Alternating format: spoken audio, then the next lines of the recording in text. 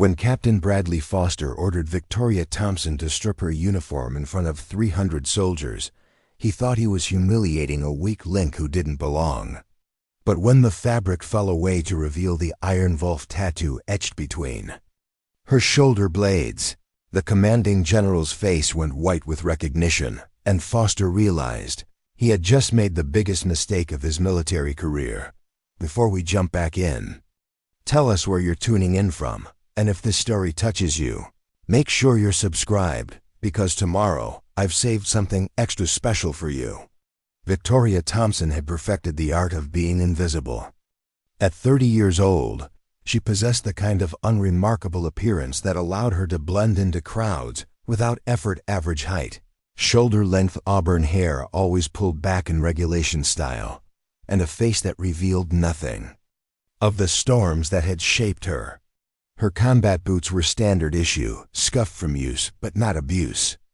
Her BDUs hung loose on her lean frame, giving her the appearance of someone playing dress-up rather than a seasoned warrior. For 5 weeks now, she had been the enigma of Fort Meridian military base in Arizona. While other soldiers marched in perfect formation, Victoria moved with an economy of motion that spoke of different training altogether. While they shouted cadences that echoed across the desert landscape, she remained silent, observing everything with eyes that seemed to catalog details others missed entirely. Fort Meridian sprawled across the Arizona desert like a small city, its tan buildings and training facilities shimmering in the relentless heat. Established in 1943, the base had evolved into one of the military's premier advanced training centers, where elite units from all branches came to hone skills that couldn't be learned in conventional programs. The facility housed everything from cyber warfare specialists to special operations candidates, creating an environment where exceptional was considered ordinary. But Victoria didn't fit any of their categories. She had arrived on a Tuesday morning with paperwork that raised more questions than it answered. Her transfer orders bore signatures from Pentagon offices that most base personnel had never heard of, stamped with clearance codes that made the administrative staff uncomfortable. When pressed for details about her background, she simply stated that her previous assignment was classified and provided a contact number that led to a recorded message requesting the caller leave their information for verification purposes. The other soldiers had begun talking about her from day one, during morning PT, while others struggled through obstacle courses designed to push human endurance to its limits. Victoria completed every exercise with a fluid precision that looked almost effortless. She never appeared winded, never showed strain, never celebrated completion. She simply finished, made notes in a small leather journal she kept secured in her cargo pocket, and moved on to whatever came next. Her bunk in the women's barracks was Spartanly organized regulation, bedding pulled tight enough to bounce a quarter, personal items arranged with military precision, and a small wooden box locked with a combination that no one had ever seen her open. She didn't socialize during downtime, preferring to sit alone in the common area with her journal, writing in handwriting so small and precise it looked like code from a distance. The mystery deepened during weapons training. While other soldiers familiarized themselves with standard issue equipment, Victoria handled every weapon placed in front of her with the unconscious competence of someone who had moved far beyond familiarity into instinctive mastery. Her shooting scores were perfect, not good, not exceptional, but mathematically perfect in a way that suggested she wasn't trying to impress anyone. She was simply demonstrating a baseline level of competence that happened to exceed everyone else's maximum effort. What made the other soldiers most uncomfortable wasn't her skill. The military respected competence above almost everything else. It was her detachment. Victoria participated in every exercise, followed every order, completed every task with professional efficiency, but she remained emotionally removed from the experience. She watched them struggle, watched them fail, watched them succeed, and her expression never changed. She was present but not engaged, participating but not invested. The base's training regimen was designed to identify weaknesses and eliminate them through controlled stress. Soldiers were pushed to their breaking points physically, mentally, and emotionally, their responses carefully monitored by instructors who had seen every possible variation of human behavior under pressure. But Victoria never reached a breaking point.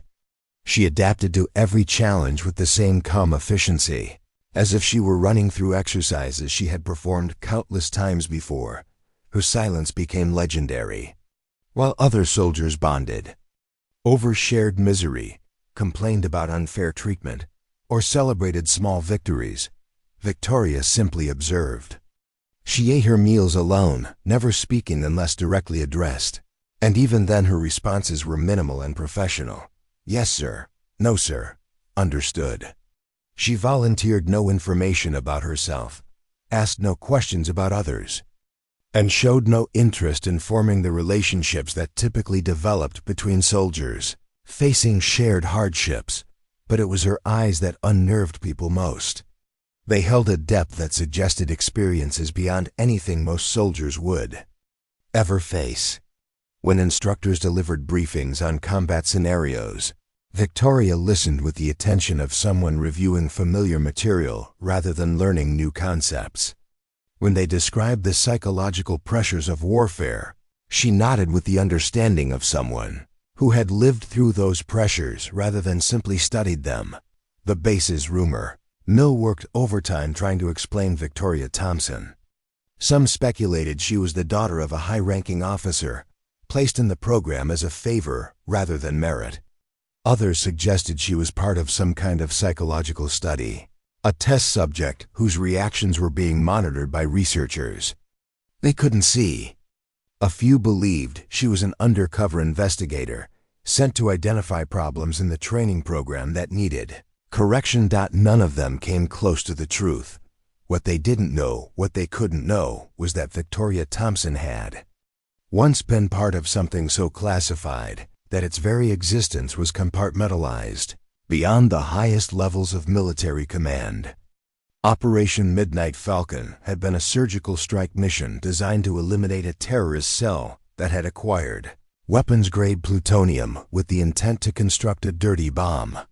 The mission required operatives who could function independently in hostile territory for extended periods, adapting to changing conditions without external support or guidance. 12 soldiers had been selected for Midnight Falcon. Each had been chosen for skills that went beyond conventional military training: psychological resilience, technological expertise, linguistic abilities, and the kind of tactical innovation that couldn't be taught in any classroom. They had trained together for 8 months, developing the intuitive coordination that allowed them to function as a single organism rather than individual soldiers. The mission itself had lasted 6 days. In the end, the terrorist cell was eliminated, the plutonium secured, and the threat neutralized. But only one member of the 12-person team had made it to the extraction point alive. Victoria Thompson carried the weight of 11 deaths on her shoulders, along with the knowledge that their sacrifice had prevented a catastrophe that could have killed hundreds of thousands of innocent people. She had been debriefed, decorated in ceremonies that would never appear in any public record, and given medical leave to recover from injuries, both physical and psychological. When she was ready to return to active duty, the military faced a unique problem. Victoria's skills were too valuable to waste on conventional assignments, but her psychological profile suggested she needed time to process her losses before being placed in another high-stakes situation. The solution was temporary assignment to Fort Meridian, where she could maintain her readiness while the Pentagon decided how best to utilize an operative whose capabilities exceeded almost anyone else in the military. So Victoria watched and waited, completing training exercises that felt like child's play compared to what she had endured. Surrounded by soldiers who had no idea they were sharing their base with someone who had already proven herself in ways they might never be called upon to match, she wrote in her journal every evening, documenting not her own performance, but the performance of others. Her observations were detailed and tactical, noting which soldiers cracked under pressure, which ones adapted quickly to changing circumstances, which ones showed leadership potential, and which ones followed orders without thinking. She was conducting her own evaluation of the program's effectiveness, measuring it against the standard of preparation needed for missions like Midnight Falcon. The irony wasn't lost on her. The soldiers who whispered about her weakness and questioned her presence were being assessed by someone whose standards they couldn't begin to comprehend. But Victoria took no satisfaction in their ignorance. She understood that perception mattered in military culture, and she had chosen to present herself as unremarkable rather than reveal capabilities that would have raised uncomfortable questions about her background. As she prepared for sleep each night in her precisely organized bunk, Victoria could hear the conversations happening around her. Speculation about her past, criticism of her performance, jokes about her silence. She listened without emotion, filing away information about the soldiers who felt threatened by what they didn't understand.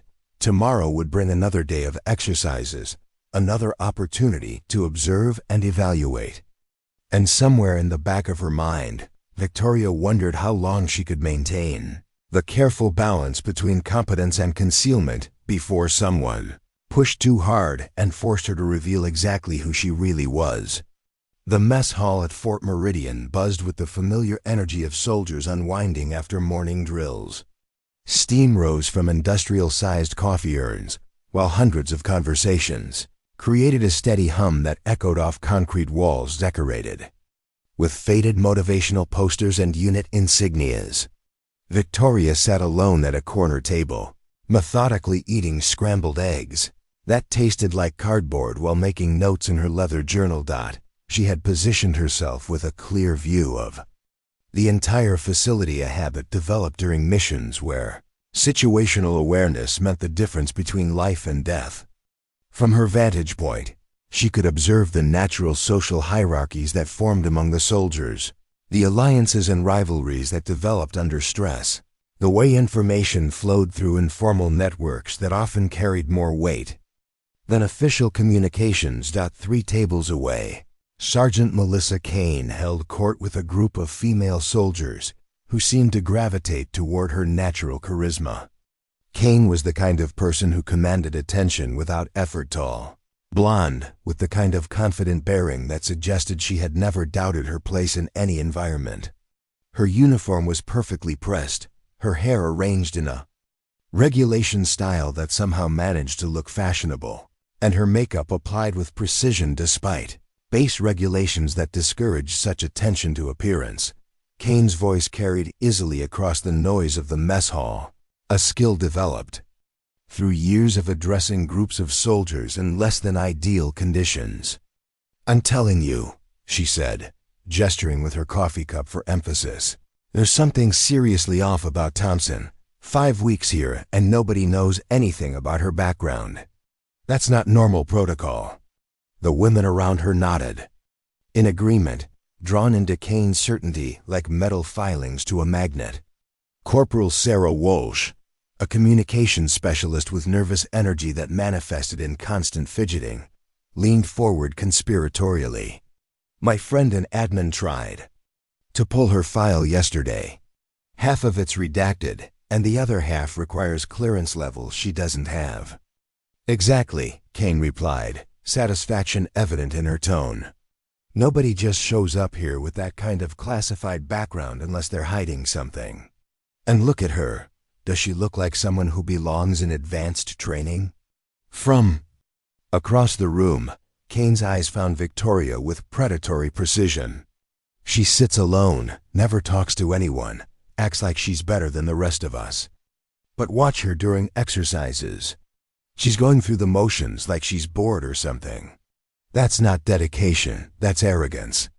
Private Jordan Walsh, Sarah's younger brother who had arrived at the base 2 weeks earlier, shook his head in frustration. "It's insulting, honestly. We've all earned our spots here through years of service, deployments, proving ourselves in the field. And she just shows up with mysterious paperwork and gets treated like she belongs? The conversation was drawing attention from neighboring tables, creating ripples of interest that spread throughout the mess hall like waves from a dropped stone. Soldiers paused their own discussions to listen, their curiosity piqued by the unusual topic of someone who had managed to remain enigmatic in an environment where privacy was nearly impossible to maintain. Captain Bradley Foster noticed the commotion from his position near the officers' section of the mess hall. At 34, Foster carried himself with the aggressive confidence of someone who had risen through the ranks quickly and intended to continue that trajectory. His uniform was immaculate, his posture military perfect, and his expression held the perpetual intensity of someone who viewed every interaction as a potential test of his authority. Foster had been watching Victoria Thompson since her arrival, and what he saw bothered him on multiple levels. Her calm competence during training exercises made other soldiers look inadequate by comparison, which reflected poorly on his ability to maintain unit cohesion.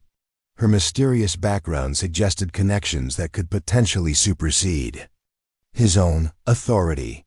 Most importantly, her presence created questions that he couldn't answer, and Foster had built his career on being the person who had all the answers. He approached Kane's table with the measured stride of someone accustomed to having conversations stop when he arrived. The female soldiers immediately straightened, their casual chatter shifting into the more formal demeanor appropriate when addressing a superior officer. "Sergeant Kane," Foster said, his voice pitched to carry beyond their immediate group. "I couldn't help but overhear your concerns about Soldier Thompson. Perhaps you'd like to share your observations with someone who might be able to address them." Kane's eyes lit up with the satisfaction of someone whose complaints were finally being taken seriously by someone with the authority to act on them. "Sir, it's not just me. Multiple soldiers have expressed concerns about Thompson's presence here.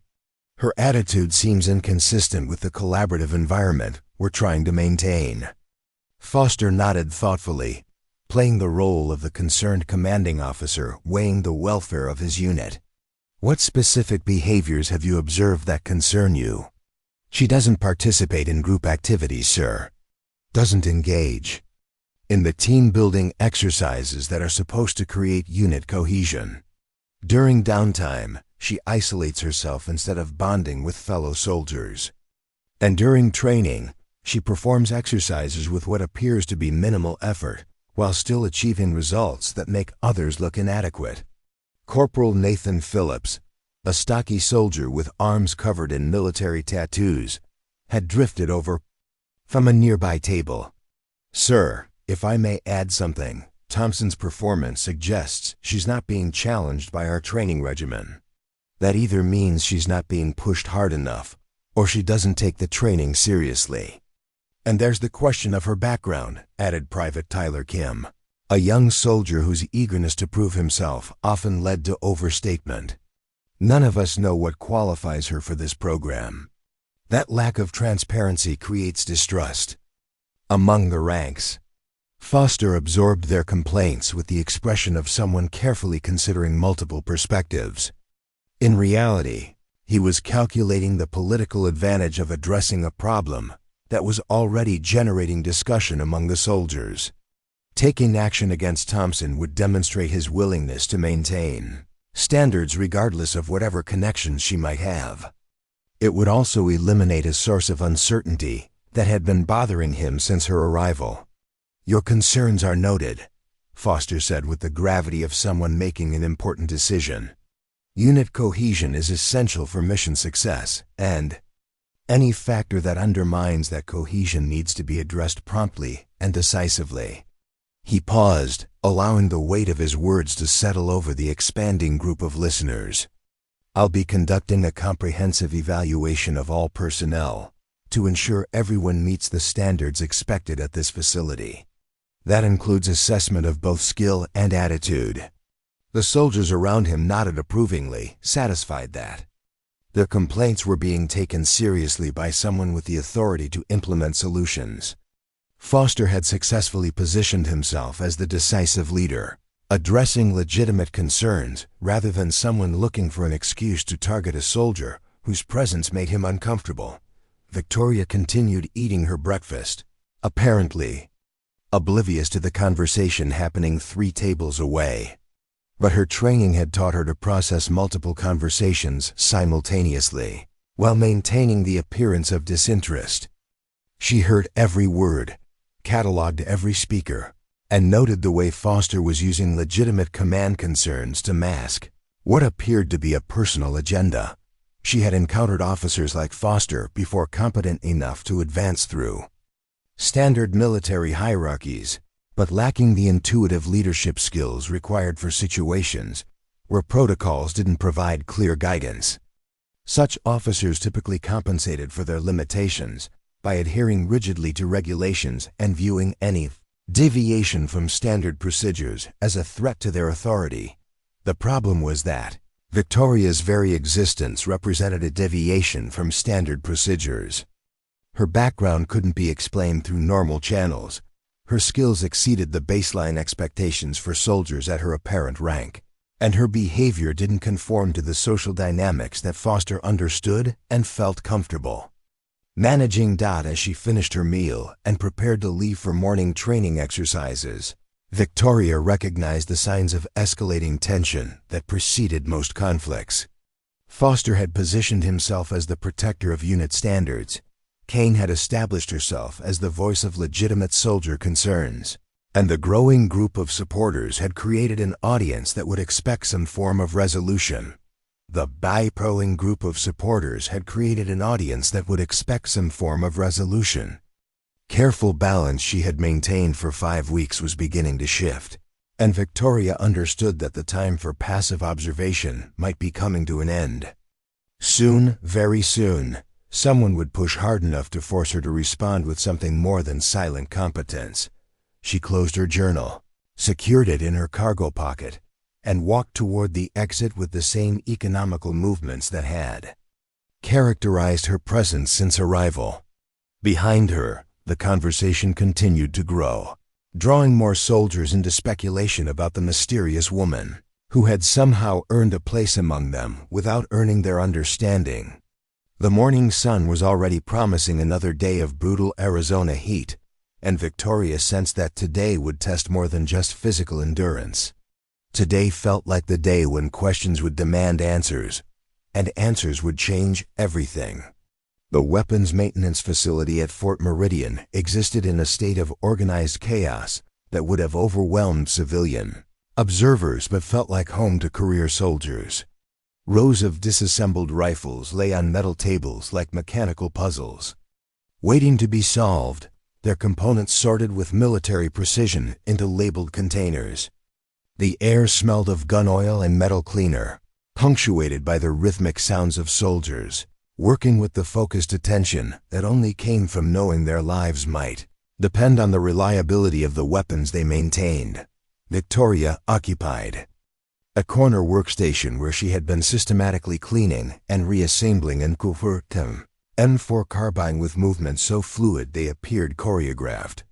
Her hands moved independently of conscious thought, muscle memory guiding her through procedures she had performed thousands of times under conditions ranging from comfortable workshops to muddy foxholes in hostile territory.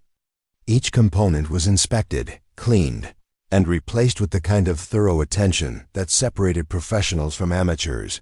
What distinguished Victoria's work wasn't speed, though she completed tasks faster than most soldiers, but the unconscious competence that marked someone who had moved far beyond basic proficiency into mastery. She didn't need to think about proper trigger assembly or bolt carrier maintenance, any more than she needed to think about breathing. Her fingers found worn spots that indicated potential failure points, detected minor imperfections that could cause malfunctions, and made adjustments with the precision of someone whose survival had once depended on such details. The other soldiers in the facility had grown accustomed to stealing glances at her workstation, partly from professional curiosity and partly from the uncomfortable recognition that they were witnessing a level of expertise that made their own skills seem elementary. Victoria never acknowledged their attention, never offered advice or criticism, never engaged in the casual conversations that typically developed between soldiers working on similar tasks.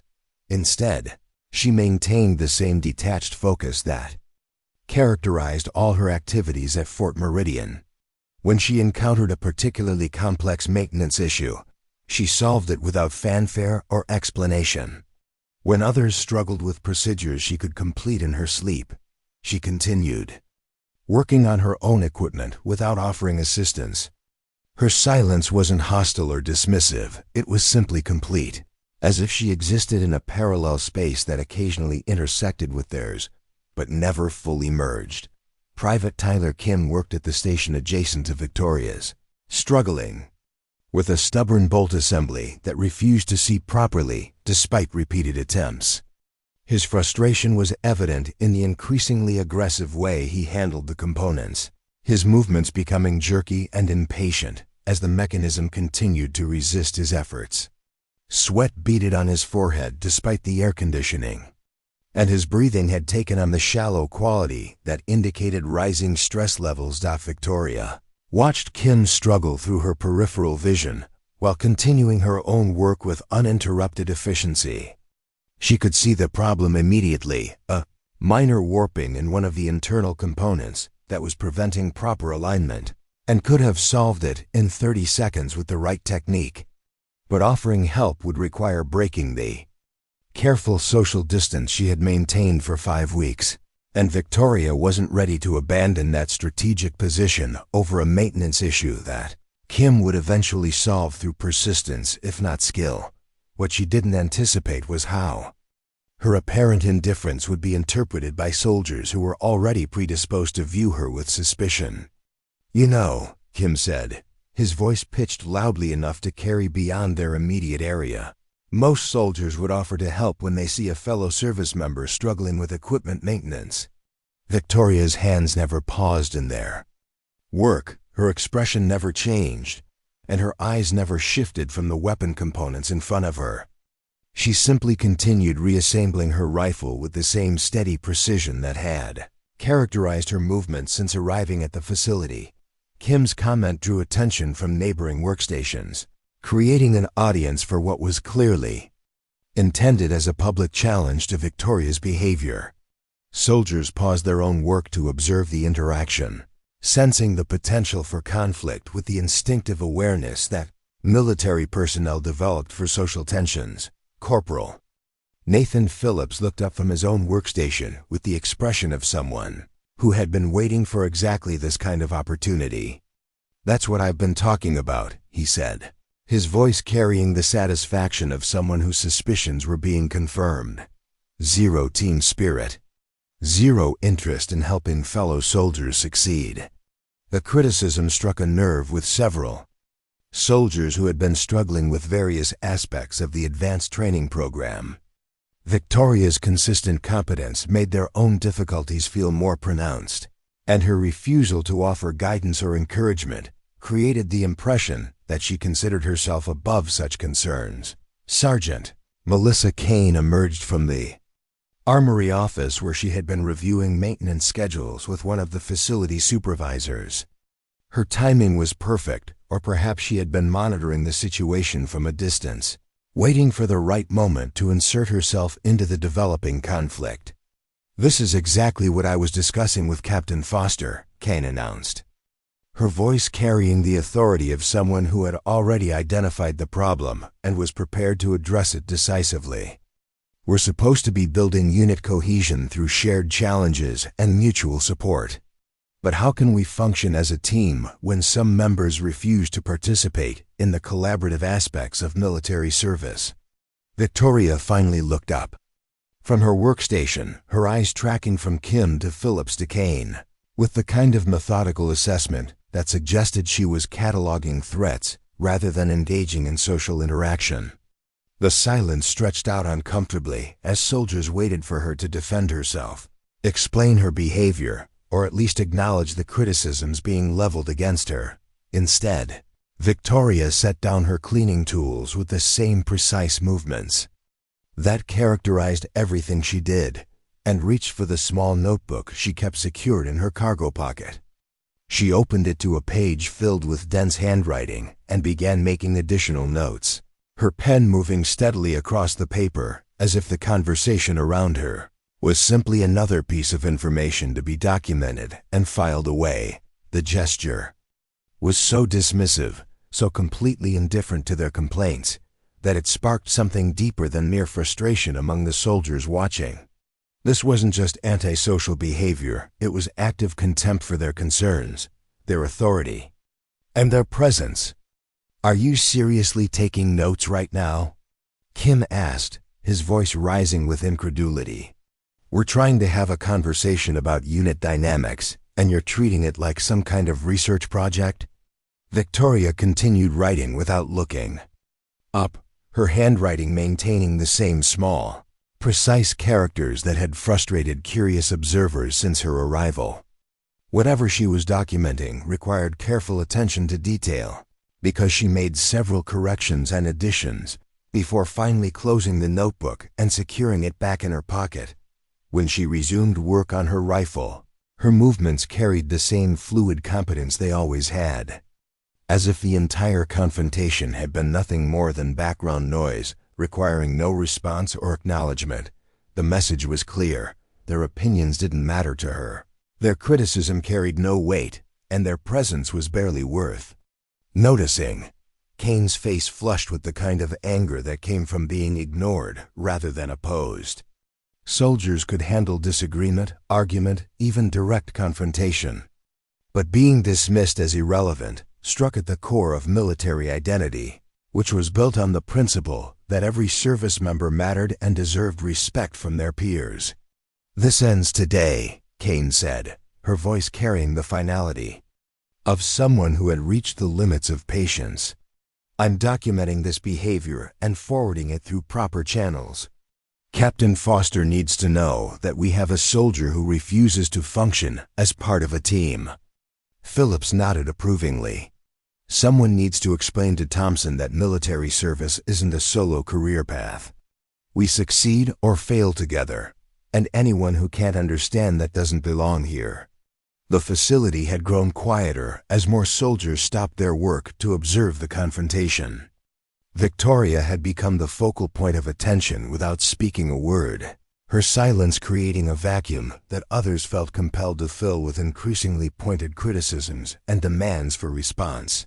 But Victoria simply continued working, her hands moving through familiar maintenance procedures while her mind processed the escalating social dynamics around her.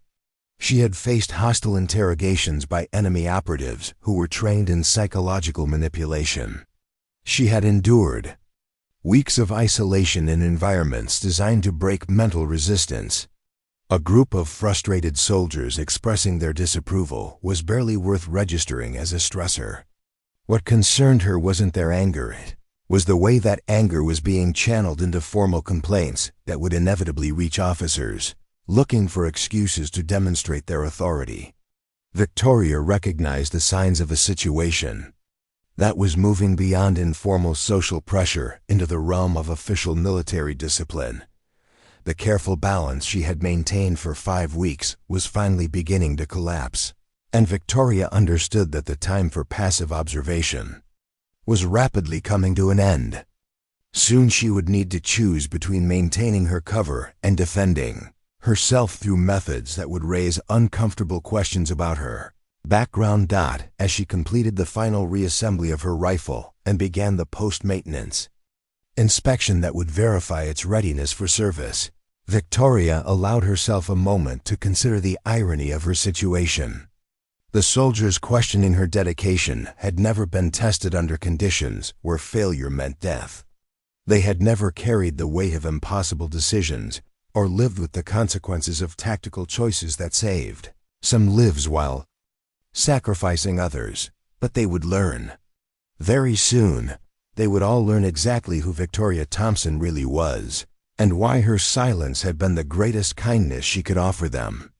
The morning briefing room at Fort Meridian buzzed with nervous energy as soldiers filed in for what had been announced as a special evaluation session. Captain Bradley Foster stood at the front of the room, his uniform pressed to razor-sharp perfection, studying a clipboard with the intense focus of someone preparing to make important decisions. Behind him, a large screen displayed the day's training schedule, but the specifics remained hidden under a cover slide that simply read, "Performance Assessment, All Personnel."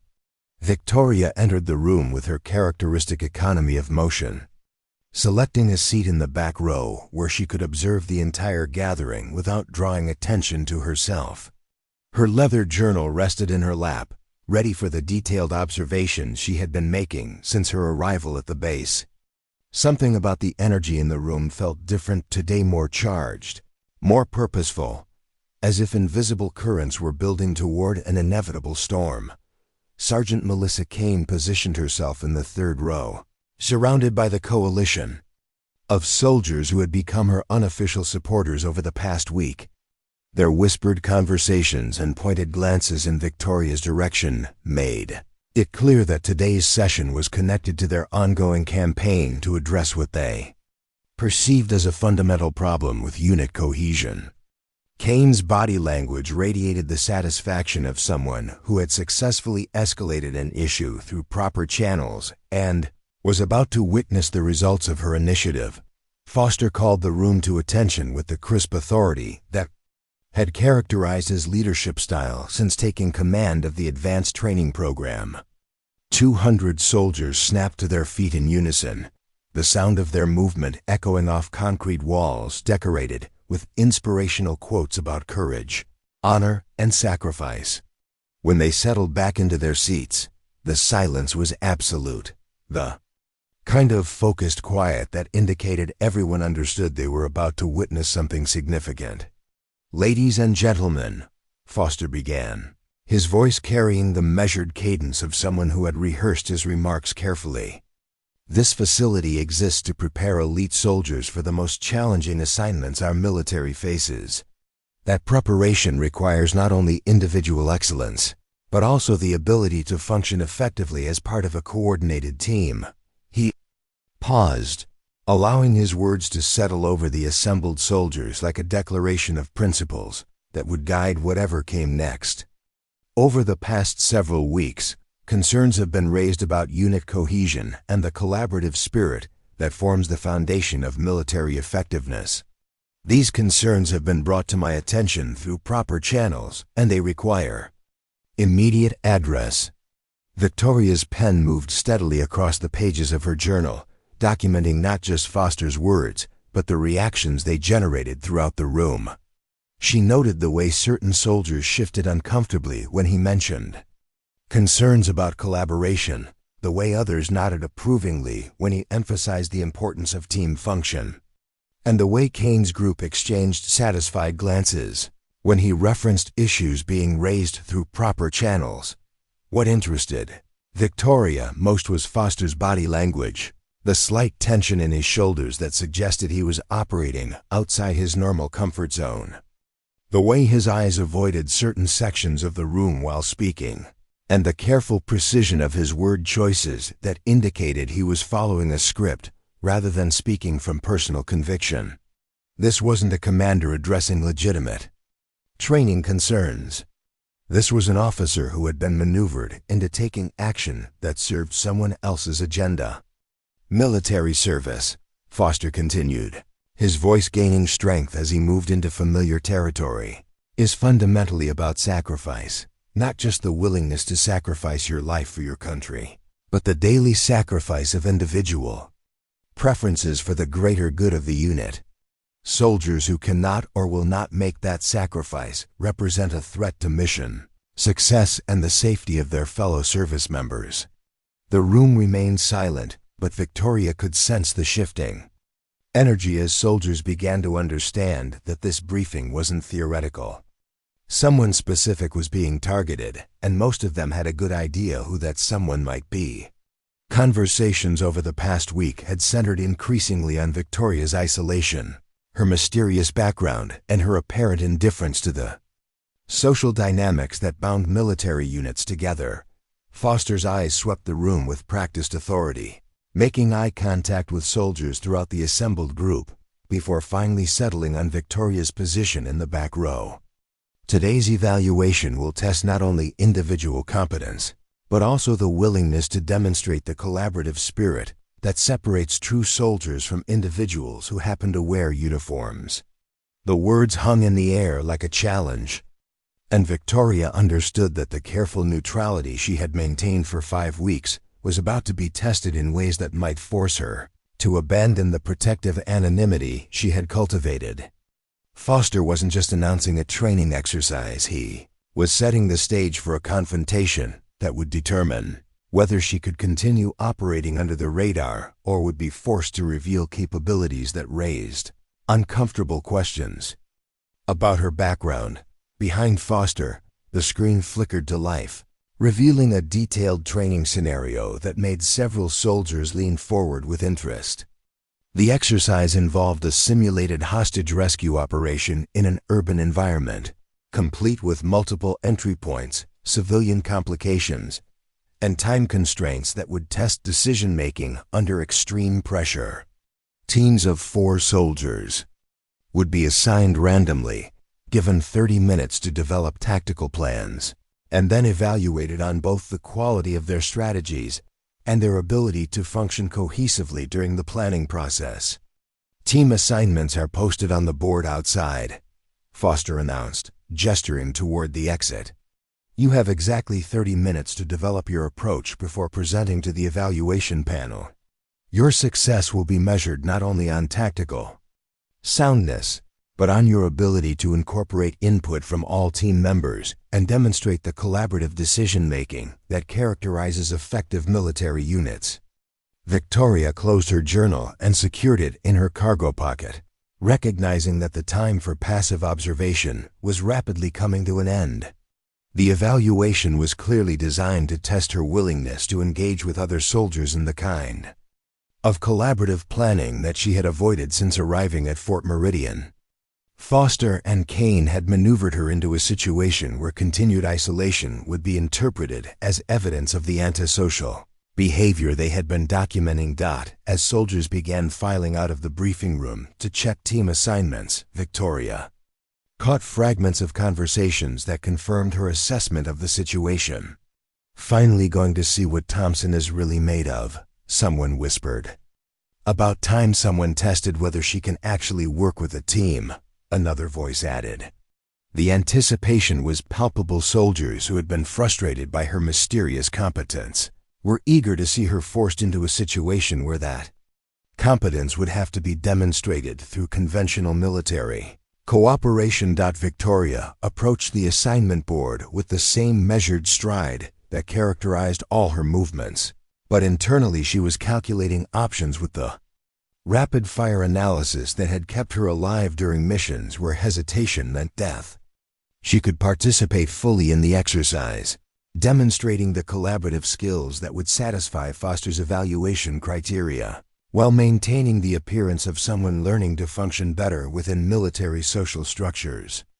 Or she could continue her pattern of minimal engagement, accepting whatever consequences Foster chose to impose, while preserving the anonymity that protected her from questions she wasn't ready to answer. The third option, the one that worried her most, was that the exercise itself might force her to reveal tactical knowledge that went far beyond what any soldier at her apparent level should possess. Urban hostage rescue operations were exactly the kind of mission that Midnight Falcon operatives had trained for extensively, and Victoria's expertise in such scenarios was both comprehensive and impossible to disguise if she chose to apply it. Fully. Her name appeared on the board alongside 3 other soldiers: Corporal Nathan Phillips, Private Tyler Kim, and Specialist Jennifer Martinez. The team composition wasn't random. It was a carefully constructed test that paired her with 3 of the soldiers who had been most vocal in their criticism of her behavior. Phillips and Kim had directly confronted her during the weapons maintenance incident, while Martinez had been part of Kane's group during several mess hall conversations about Victoria's unsuitability for the program. Victoria studied the names with professional detachment, recognizing that Foster had created a scenario designed to maximize tension, while providing clear metrics for evaluating her response to adversarial team dynamics. If she failed to contribute meaningfully to the planning process, it would confirm allegations about her unwillingness to collaborate. If she dominated the planning process, it would suggest arrogance and disrespect for her teammates' capabilities. And if she demonstrated knowledge that exceeded reasonable expectations for her background, it would raise questions that could unravel the careful cover story that protected her true identity. As she walked toward the designated planning area where her team was already gathering, Victoria realized that 5 weeks of careful neutrality had led inevitably to this moment of forced choice. The storm that had been building since her arrival at Fort Meridian was about to break, and she would have to decide whether to weather it as Victoria Thompson, the mysterious soldier with an unknown background, or as someone else, entirely someone whose existence would change everything the people around her thought they understood about military capability and the true nature of the threats their country faced. The next 30 minutes would determine not just her future at Fort Meridian, but whether the secret she had carried for 3 years would finally be exposed to people who had no idea they were about to witness the tactical expertise of someone who had already proven herself in ways they could barely imagine. Preparing and narrating this story took us a lot of time, so if you are enjoying it, subscribe to our channel. It means a lot to us. Now back to the story. The tactical planning room felt smaller with tension radiating from all 4 corners where Victoria's assigned teammates had positioned themselves like opposing forces rather than collaborators. Corporal Nathan Phillips dominated the central table space, spreading out building schematics and tactical diagrams with the aggressive confidence of someone who assumed leadership by default. His muscular frame and collection of military tattoos projected an image of competence that had served him well throughout his career. But his approach to the hostage rescue scenario revealed a fundamental misunderstanding of urban warfare complexities. Private Tyler Kim paced along the far wall, his nervous energy manifesting in constant movement as he studied the mission parameters with growing frustration. At 22, he possessed the kind of eager intensity that marked soldiers trying to prove themselves worthy of elite assignments. But his suggestions carried the theoretical quality of someone whose combat experience came primarily from training exercises rather than real-world applications. Specialist Jennifer Martinez occupied the corner nearest the door, her arms crossed and her expression radiating skepticism about the entire process. As a communications specialist with 3 years of field experience, she had developed strong opinions about tactical planning and wasn't shy about expressing them when she disagreed with proposed strategies. Her presence added another layer of complexity to group dynamics that were already strained by underlying hostilities. Victoria sat quietly at the edge of the planning table, her notebook open to a fresh page, observing the chaotic brainstorming session with the detached interest of someone watching a training exercise she had seen performed many times before. Phillips had immediately assumed command of the planning process, his voice growing louder with each tactical suggestion as he attempted to establish dominance through volume and certainty. His approach to the hostage scenario relied heavily on overwhelming force and rapid execution tactics that might work in open combat situations, but could prove disastrous in the confined spaces and civilian complications that characterized urban rescue operations. "We go in hard and fast," Phillips declared, stabbing at the building schematic with his finger. 2-man breach team through the front entrance, while the other 2 provide overwatch and secure the perimeter. "Speed and aggression are our primary assets here." Kim nodded enthusiastically, drawn to the simplicity and decisiveness of Phillips' plan. "Exactly. The longer we wait, the more time the hostage-takers have to adapt or relocate. Strike fast, strike hard, minimize their reaction time." Martinez shook her head with the exasperation of someone listening to dangerous oversimplification. You're treating this like a standard building clearing operation. But we've got civilian hostages whose safety is the primary mission objective. Unknown numbers of hostile forces, and multiple potential escape routes that aren't accounted for in your frontal assault strategy. The criticism sparked immediate defensiveness from Phillips, whose leadership style didn't accommodate challenges to his tactical decisions. Look, Martinez, I've been doing this longer than you have. Sometimes the direct approach is the most effective approach. Complicated plans create more opportunities for things to go wrong. And simple plans create opportunities for hostages to get killed when you breach through the front door without proper intelligence about interior layouts, hostile positions, or civilian locations, Martinez replied, her voice carrying the sharp edge of someone whose patience was wearing thin. Victoria continued making notes in her journal, documenting not just the tactical discussion but the interpersonal dynamics that were undermining any possibility of effective collaboration. Phillips' need to dominate the planning process was preventing him from considering alternative perspectives, while Kim's eagerness to support the most aggressive option suggested he was prioritizing social acceptance over tactical soundness. Martinez possessed the most realistic assessment of the scenario's complexities, but her combative approach to disagreement was alienating potential allies rather than building consensus around better strategies. What none of them realized was that Victoria had participated in 7 actual hostage rescue operations during her time with Midnight Falcon, including 3 in urban environments that closely resembled the current training scenario. She could see at least 4 critical flaws in Phillips' proposed approach.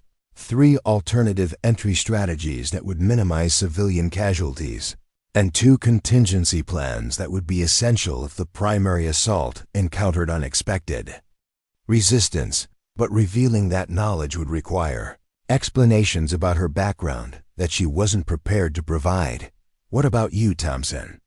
Phillips suddenly demanded, his attention shifting to Victoria with the aggressive focus of someone looking for validation rather than input. You've been sitting there taking notes like you're writing a book report. Do you have any actual tactical suggestions, or are you just documenting our planning process for whatever mysterious purpose you use that journal for? The challenge was direct and public, delivered in a tone that made it clear Phillips expected either submission or conflict, rather than genuine collaboration. The room fell silent as Kim and Martinez turned their attention to Victoria, curious about how she would respond to direct confrontation after weeks of avoiding such interactions. Victoria looked up from her journal with the calm expression that had frustrated so many soldiers since her arrival at Fort Meridian. I think your approach has merit, she said carefully, but it might benefit from considering additional variables that could affect mission success. Phillips leaned back in his chair with the satisfaction of someone whose authority had been acknowledged. Finally, some recognition that experience matters. What specific variables are you thinking about?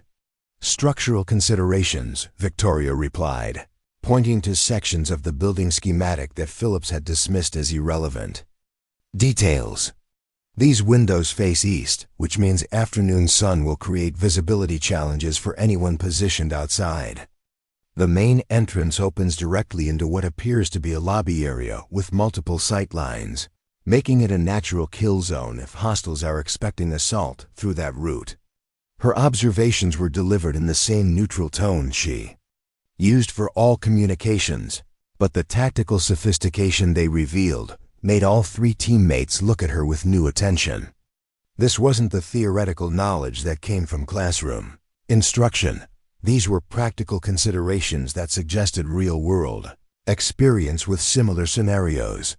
Kim stepped closer to the table, his curiosity overriding his previous hostility. Okay, so what would you suggest instead? Victoria hesitated, recognizing that any detailed tactical recommendation would reveal knowledge that went far beyond what someone with her apparent background should possess. But the directness of the question made continued evasion impossible without appearing incompetent or uncooperative. "Multiple entry points," she said finally. "Small teams entering simultaneously from different vectors to divide hostile attention and create confusion about the primary assault direction. Use the structural features to your advantage rather than fighting against them." Martinez nodded slowly, her expression shifting from skepticism to professional interest. "That makes sense. Create multiple threats that force the hostiles to divide their defensive focus instead of concentrating fire on a single breach point." "Exactly," Victoria confirmed, then immediately regretted providing confirmation that suggested familiarity with advanced tactical concepts. Phillips studied the schematics with growing frustration, recognizing that Victoria's suggestions were tactically superior to his own, but unwilling to concede leadership to someone whose authority he didn't recognize. Multiple entry points require coordination and timing that could easily go wrong. Simple plans work because they're harder to mess up. Simple plans also work because they're easier for enemies to predict and counter. Victoria replied, her voice remaining steady despite the increasing tension in the room. The exchange had shifted from collaborative planning into something resembling a tactical debate between competing philosophies, with Victoria inadvertently revealing expertise that raised questions about her background, while Phillips struggled to maintain authority that was being undermined by her superior knowledge. Kim and Martinez watched the developing conflict with the fascination of spectators at a sporting event, sensing that they were witnessing something more significant than a simple disagreement about mission planning. The quiet soldier who had been dismissed as antisocial and unqualified was demonstrating tactical sophistication that exceeded anything they had expected, while the confident leader who had assumed command was beginning to look outmatched by someone he had underestimated. The timer on the wall showed 15 minutes remaining in their planning session, but Victoria realized that the real countdown had nothing to do with the training exercise. She was approaching the point where continued concealment would require her to advocate for inferior tactics that could theoretically result in unnecessary casualties, while revealing her true capabilities would expose the carefully maintained cover that had protected her identity for 5 weeks. The storm that had been building since her arrival at Fort Meridian was finally beginning to break, and Victoria understood that the next 15 minutes would determine whether she could weather it as the mysterious soldier with an unknown background, or whether she would be forced to become someone else entirely, someone whose existence would shatter every assumption her teammates had made about military competence and the true nature of the threats their country faced. The main training field at Fort Meridian stretched across several acres of desert sand, its perimeter marked by equipment sheds and observation towers that cast long shadows in the afternoon sun. Captain Bradley Foster had positioned himself at a raised platform overlooking the exercise area, flanked by a panel of senior instructors whose clipboards and stopwatches indicated they were prepared to evaluate every aspect of the upcoming tactical demonstrations. Behind them, nearly 300 soldiers had gathered to observe the hostage rescue scenarios, their conversations creating a steady buzz of anticipation that suggested word had spread about the true purpose of today's evaluation. Victoria's team approached their designated starting position with the kind of tense energy that preceded most conflicts. The planning session had concluded without resolution, leaving them with a compromise strategy that satisfied no one and incorporated tactical elements that Victoria knew were fundamentally flawed. Phillips had insisted on maintaining command authority, despite the growing evidence that his approach to urban warfare was dangerously outdated, while Martinez and Kim had aligned themselves with different aspects of Victoria's suggestions without fully understanding their strategic implications. The result was a tactical plan that attempted to combine aggressive frontal assault with coordinated multiple entry points, creating a hybrid approach that maximized risk while minimizing the advantages that either strategy might have offered independently. Victoria had tried to explain the contradictions inherent in their compromise, but Phillips had dismissed her concerns as theoretical, overthinking that would paralyze them during execution. Foster's voice carried across the training field through speakers mounted on the observation towers, his words reaching every soldier gathered to witness the evaluation. Team 4, you are cleared to begin your tactical demonstration. You have 12 minutes to complete the hostage rescue scenario using the strategy developed during your planning session. Your performance will be evaluated on tactical soundness, execution efficiency, and collaborative effectiveness. The mock building that served as their target was a 3-story concrete structure designed to simulate urban residential complexes where terrorist organizations frequently established operational bases. Windows had been equipped with sensors that would register simulated weapons fire, while motion detectors throughout the interior would track team movements and measure response times to various tactical developments. Automated systems would introduce complications during the exercise, sudden changes in hostage locations, additional hostile forces, equipment failures that would test the team's ability to adapt under pressure. Victoria studied the building with professional assessment, her eyes automatically cataloging structural features that would affect tactical options, load-bearing walls that couldn't be breached safely, sight lines that would expose assault teams to defensive fire, and architectural elements that could provide either cover or concealment depending on how they were utilized. Her training with Midnight Falcon had involved extensive practice in similar facilities, and she could see immediately that the compromise strategy they had developed would encounter problems within the first 3 minutes of execution. Phillips positioned himself at the primary breach point, checking his equipment with the focused intensity of someone determined to prove his leadership capabilities through decisive action. His M4 carbine was configured for close-quarters combat, equipped with tactical lights and laser sights that would provide advantages in the building's darkened interior. Kim flanked him at the secondary entry point, his nervous energy now channeled into hypervigilant attention to detail as he prepared for what he clearly viewed as a test of his worthiness for continued participation in the advanced training program. Martinez had taken position at the communication station where she would coordinate team movements and relay information about tactical developments as they emerged during the exercise. Her equipment included radio systems, building monitoring displays, and direct communication links to the evaluation panel that would allow real-time assessment of decision-making processes under stress.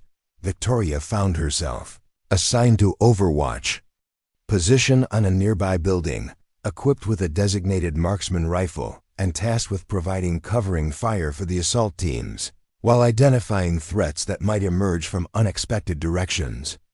The position was strategically sound but tactically limiting. She would be able to observe the entire operation, but unable to directly influence its execution when problems inevitably developed. As the countdown timer reached its final seconds, Victoria recognized that she was about to witness a tactical disaster that would likely result in simulated casualties among both hostages and assault team members.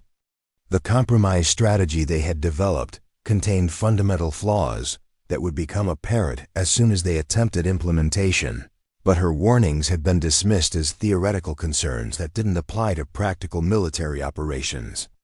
Exercise began with Phillips initiating his frontal assault exactly as planned, his approach confident and aggressive as he breached the primary entrance with textbook precision. Kim simultaneously entered through the secondary access point, his movements coordinated with Phillips through radio communication that Martinez monitored from her command position. For the first 60 seconds, their execution appeared flawless, a puffless demonstration of military competence that drew approving nods from the evaluation panel. Then the complications began. Automated systems introduced the first tactical variable, additional hostile forces positioned in locations that hadn't been anticipated during planning. Phillips found himself pinned down in the main corridor by defensive fire from multiple directions, while Kim discovered that his assigned route was blocked by structural debris that required immediate tactical adaptation. Martinez attempted to coordinate their responses from her communication station, but the rapid changes in tactical circumstances exceeded their planning assumptions. Victoria watched the developing crisis through her rifle scope, recognizing each problem as it emerged and calculating solutions with the rapid-fire analysis that had kept Midnight Falcon operatives alive during actual combat operations. She could see exactly what needed to happen. Phillips needed to withdraw from his exposed position and approach from a different vector. Kim needed to bypass the blocked route using alternative access points that existed but hadn't been identified during planning. And Martinez needed to redirect their coordination based on real-time tactical intelligence rather than predetermined assumptions. But providing that guidance would require revealing knowledge that went far beyond what any soldier at her apparent level should possess. Through her radio headset, Victoria could hear the growing frustration in her teammates' voices as they struggled to adapt their compromise strategy to tactical realities that were overwhelming their planning assumptions. Phillips was requesting backup that didn't exist. Kim was asking for routing guidance that Martinez couldn't provide. And Martinez was trying to coordinate responses to situations that exceeded her training and tactical command. The timer showed 8 minutes remaining, but Victoria could see that their current approach would result in mission failure within the next 2 minutes unless someone provided tactical guidance that salvaged their deteriorating position. She keyed her radio with the calm professionalism that had characterized her communication style since arriving at Fort Meridian. Overwatch to assault teams. Recommend immediate tactical adjustment based on current hostile positions. Phillips' response crackled through her headset with barely controlled anger. Negative Overwatch.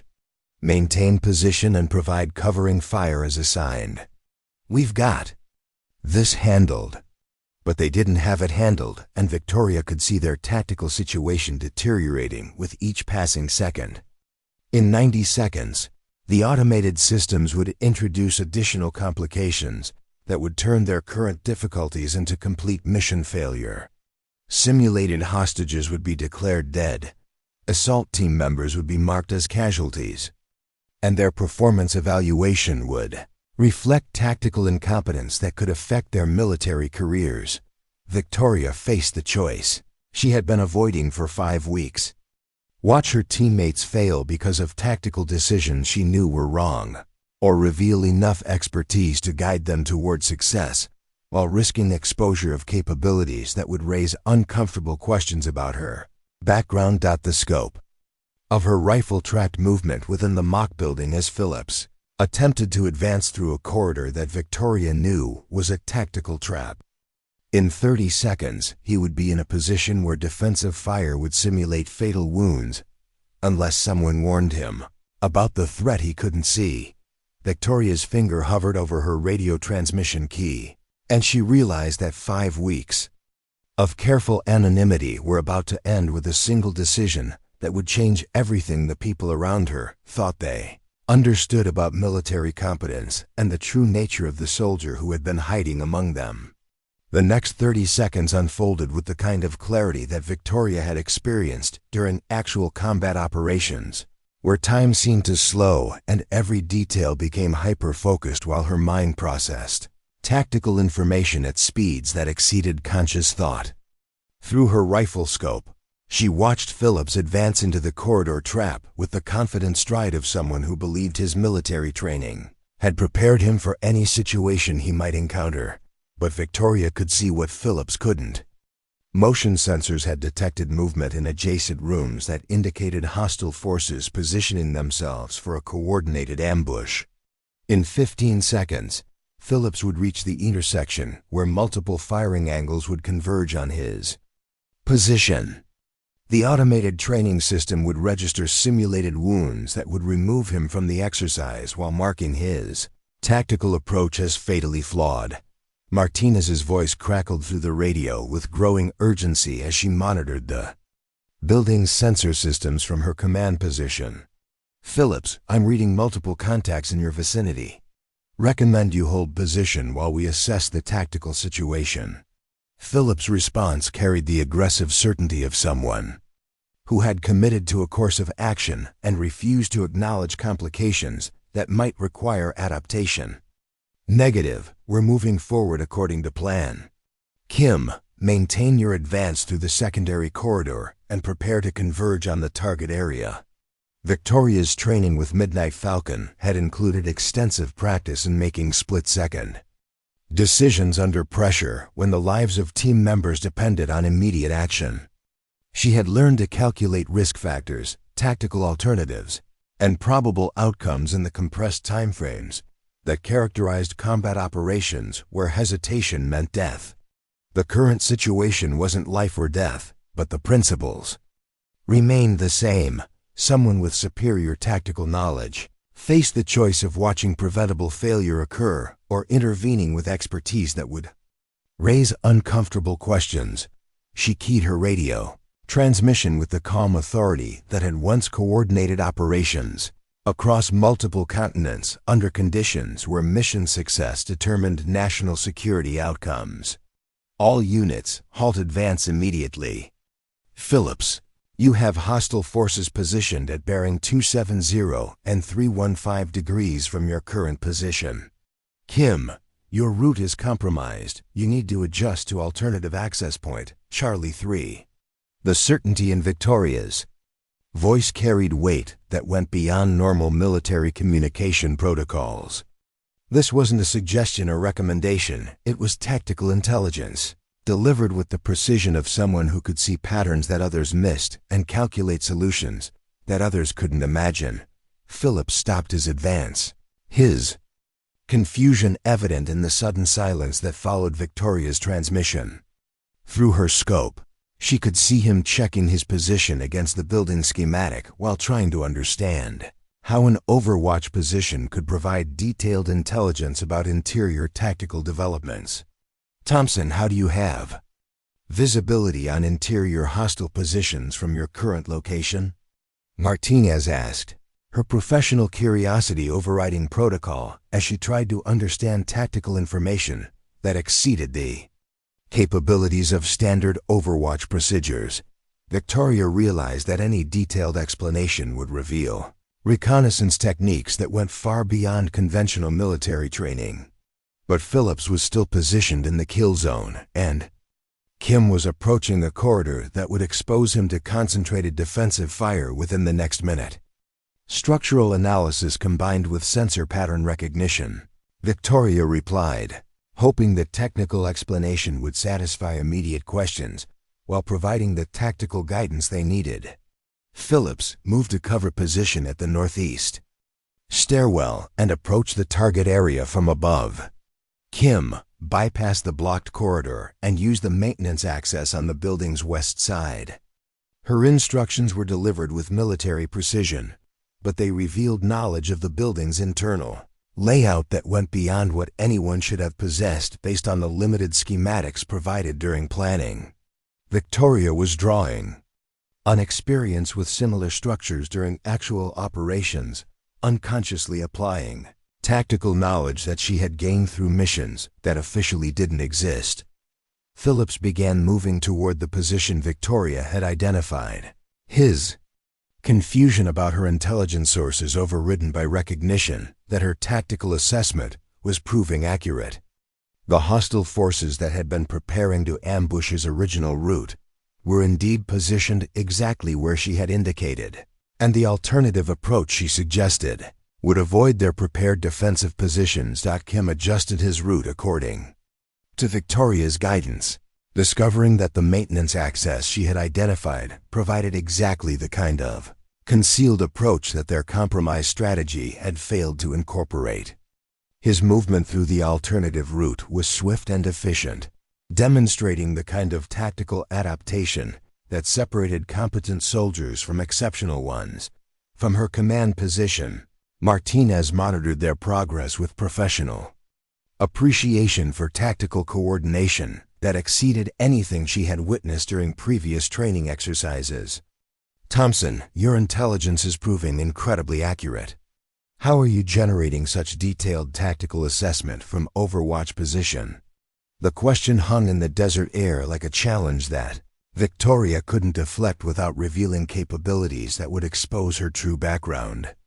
She was providing tactical guidance with a level of sophistication that suggested experience with actual combat operations, knowledge of advanced reconnaissance techniques, and familiarity with urban warfare scenarios that went far beyond standard military training. Through her rifle scope, Victoria watched Philip successfully reach the elevated position she had recommended. His tactical situation now vastly improved compared to the trap he had been approaching. Kim's flanking movement through the maintenance access was proceeding without detection, positioning him for the kind of coordinated assault that might actually succeed in completing the hostage rescue objective. But the evaluation panel was taking notes with renewed intensity, their attention focused on the dramatic improvement in tactical effectiveness that had resulted from Victoria's intervention. Captain Foster stood at his observation platform with an expression that suggested he was witnessing something that didn't fit his understanding of the soldiers. Under his command, Victoria's radio crackled with Martinez's voice, now carrying a tone of professional respect that hadn't been present during their planning session. All units, we have successful tactical repositioning based on Overwatch intelligence. Phillips and Kim are in position for coordinated final assault on target area. The timer showed 4 minutes remaining, and their tactical situation had been transformed from impending failure into probable success through Victoria's guidance. But the cost of that success was the exposure of expertise that raised fundamental questions about her background, training, and the true nature of her assignment to Fort Meridian. Foster's voice echoed across the training field through the speaker system, carrying authority that suggested he was prepared to address the situation that was developing beyond his original evaluation parameters. Team 4, halt exercise. All personnel report to the evaluation platform immediately for tactical debrief. Victoria understood that the careful anonymity she had maintained for 5 weeks was about to be subjected to scrutiny that would either expose her true identity or force her to provide explanations that were impossible to reconcile with her official background. The mask she had worn since arriving at Fort Meridian was beginning to slip, and she wasn't certain she could prevent it from falling away completely. As she secured her equipment and prepared to descend from her Overwatch position, Victoria realized that the storm she had been anticipating was finally breaking over. Fort Meridian with a force that would change everything. The quiet soldier who had been dismissed as antisocial and unqualified was about to face questions that would determine whether she could continue operating under the protective cover of anonymity, or whether the truth about Operation Midnight Falcon would finally emerge from the shadows, where it had been hidden for 3 years. The next few minutes would determine not just her future at the base, but whether the most classified military operation in recent history would be exposed to people who had no security clearance to know it had ever existed.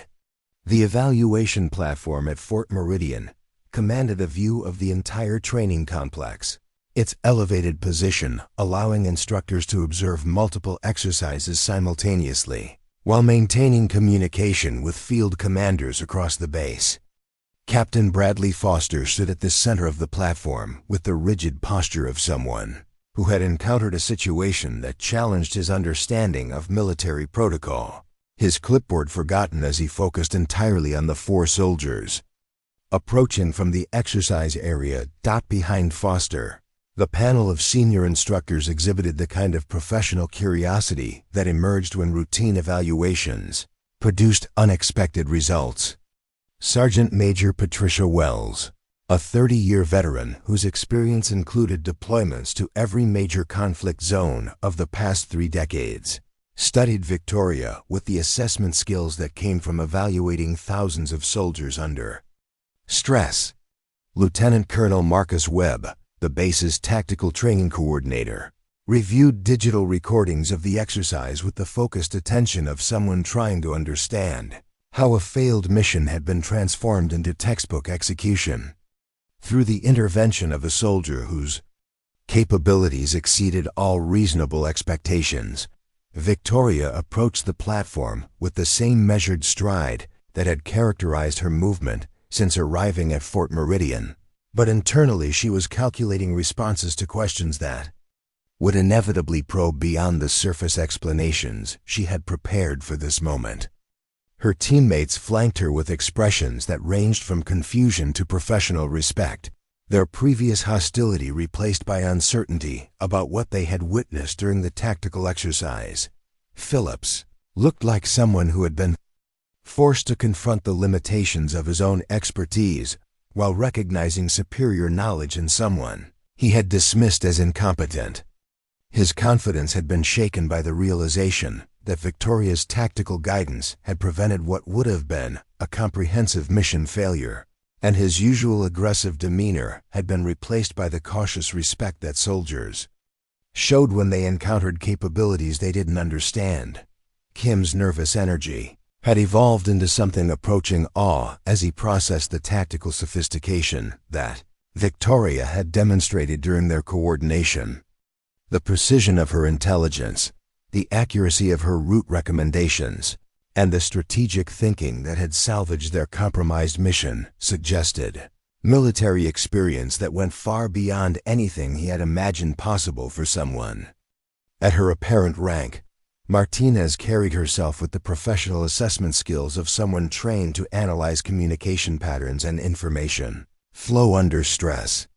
Her expertise in tactical coordination allowed her to recognize that Victoria's guidance had exhibited qualities that were characteristic of Special Operations Command rather than standard military training, and her expression suggested she was drawing conclusions that raised uncomfortable questions about Victoria's true background. Foster initiated the debrief with the authoritative tone that he used when addressing situations that required immediate clarification. Team 4, your exercise demonstrated remarkable tactical adaptation that resulted in mission success despite initial strategic difficulties. However, the source of that adaptation requires explanation. He paused, his attention focusing specifically on Victoria with the intensity of someone who suspected he was dealing with circumstances that exceeded his normal administrative authority. Soldier Thompson, your tactical guidance during the exercise exhibited knowledge that appears inconsistent with your background and training records. Please explain how you were able to provide detailed intelligence about interior hostile positions from an exterior overwatch location. Victoria had anticipated this question since the moment she decided to intervene in the tactical exercise, and she had prepared responses that might satisfy immediate curiosity without revealing information that would compromise operational security. But the directness of Foster's inquiry made it clear that simple explanations would not be sufficient. Sir, I utilize structural analysis combined with pattern recognition based on sensor feedback and tactical probability assessment, Victoria replied, her voice maintaining the neutral professionalism that had frustrated interrogators during previous debriefs. The building's design created predictable defensive positions that could be identified through systematic observation. Sergeant Major Wells stepped forward with the kind of movement that suggested she was prepared to probe beyond surface explanations. Her experience with Special Operations personnel had taught her to recognize the linguistic patterns that characterize soldiers who had been trained to deflect questions about classified activities. Soldier Thompson, Wells said, her voice carrying authority that came from 3 decades of evaluating military personnel under conditions that revealed their true capabilities.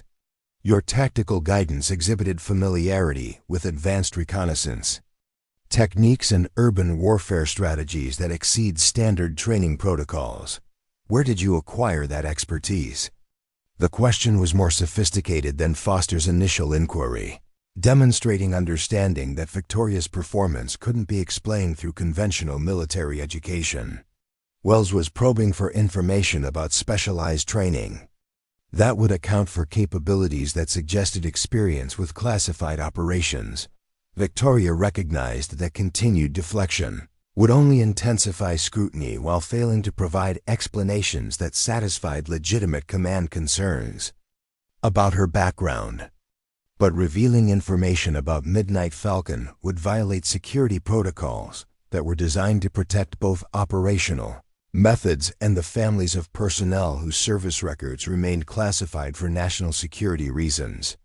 "Ma'am, my previous assignments included training scenarios that emphasized tactical problem-solving under stress," Victoria replied, hoping that vague references to unspecified training would satisfy immediate questions without providing details. That would compromise security protocols. Lieutenant Colonel Webb approached the questioning from a different angle, his expertise in tactical training allowing him to recognize specific techniques that Victoria had employed during the exercise. "Thompson, your route recommendations demonstrated knowledge of building layouts that exceeded the schematic information provided during planning. That suggests either prior familiarity with this specific facility or training in rapid structural assessment that goes beyond standard military instruction." The observation was accurate and dangerous because it indicated that Webb possessed enough tactical knowledge to recognize the sophisticated nature of Victoria's performance. His question wasn't based on suspicion or curiosity. It was based on professional assessment that identified capabilities which required explanation.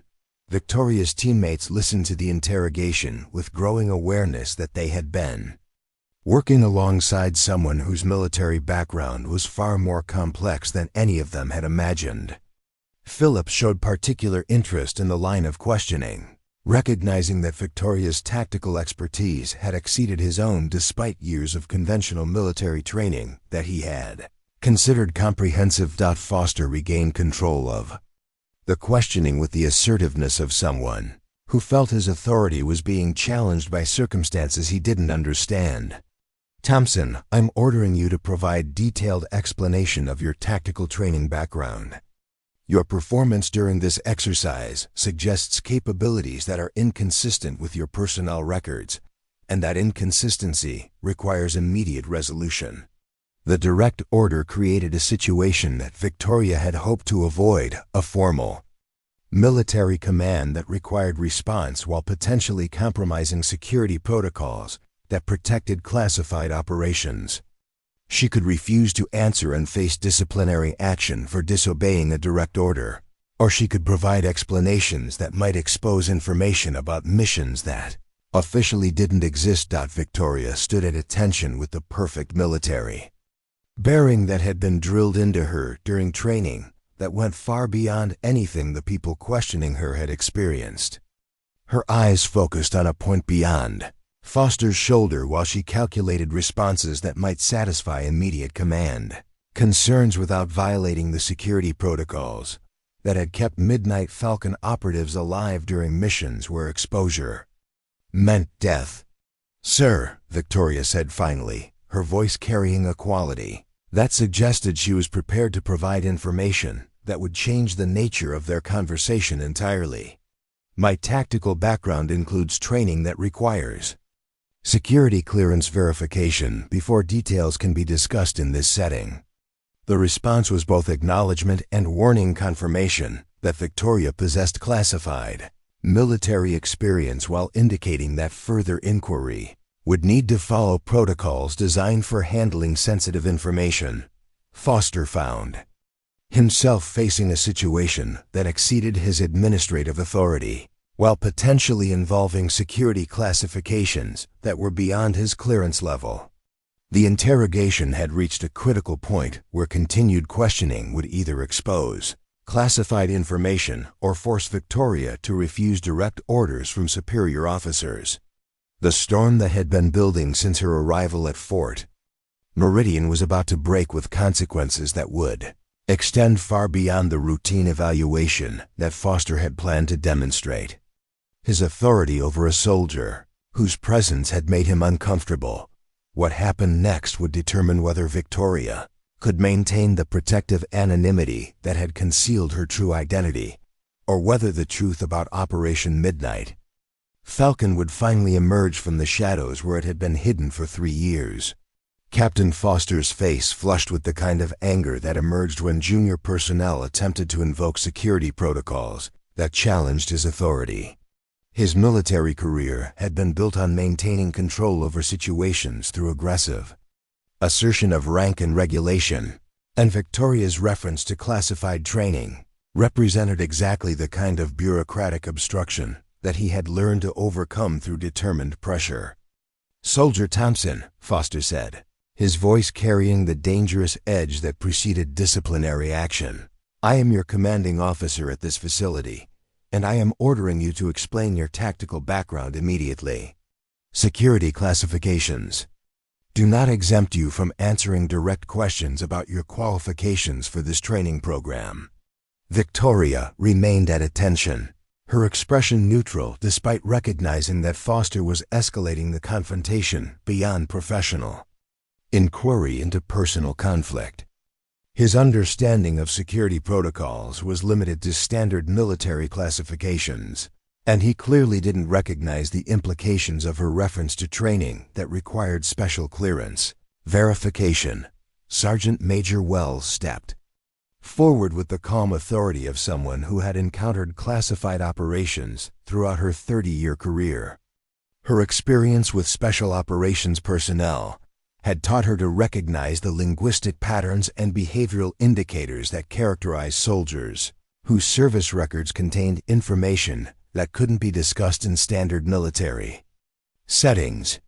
"Captain Foster," Wells said carefully, her voice carrying respectful disagreement with a superior officer whose approach was potentially compromising security protocols. "If Thompson is referencing classified training that requires clearance verification, we may need to follow appropriate channels rather than pursuing immediate disclosure in this setting." Foster turned toward Wells with the frustrated expression of someone whose authority was being questioned by subordinates, who seemed more concerned with bureaucratic procedures than with immediate command decisions. "Sergeant Major, this soldier has been operating under false pretenses for 5 weeks, demonstrating capabilities that exceed her documented background while refusing to participate in unit cohesion activities. That behavior pattern suggests either deception or insubordination, both of which require immediate address." Lieutenant Colonel Webb had been studying digital recordings of the tactical exercise on his tablet, his attention focused on specific moments where Victoria's guidance had demonstrated knowledge that went beyond conventional military training. His expertise in tactical instruction allowed him to recognize techniques that were characteristic of special operations rather than standard infantry procedures.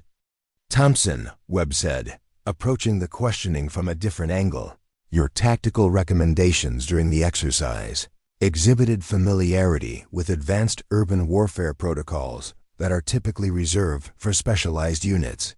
Can you identify where you received training in those specific techniques?"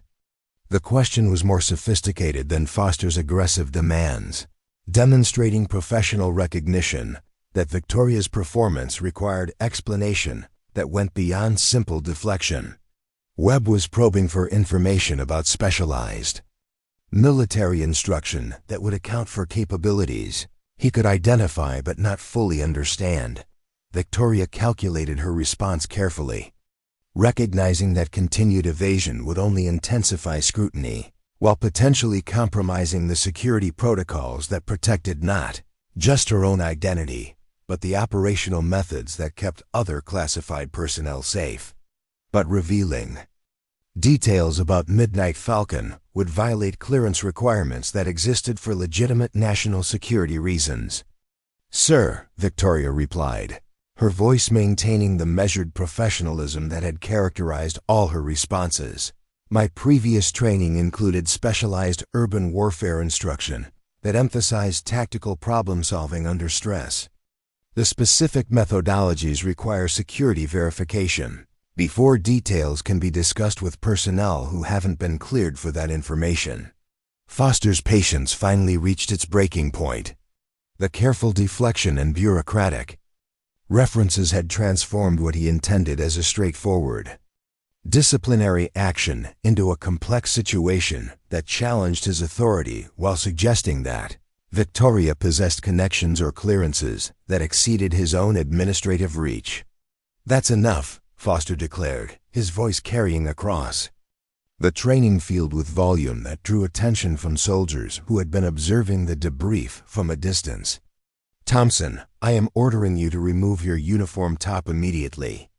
If you have specialized training tattoos or identification marks that explain your background, we're going to examine them right now."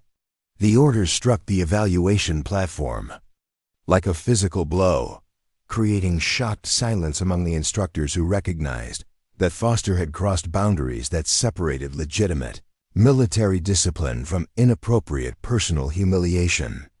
Ordering a soldier to remove uniform components in front of assembled personnel violated multiple regulations while potentially exposing the very classified information that security protocols were designed to protect.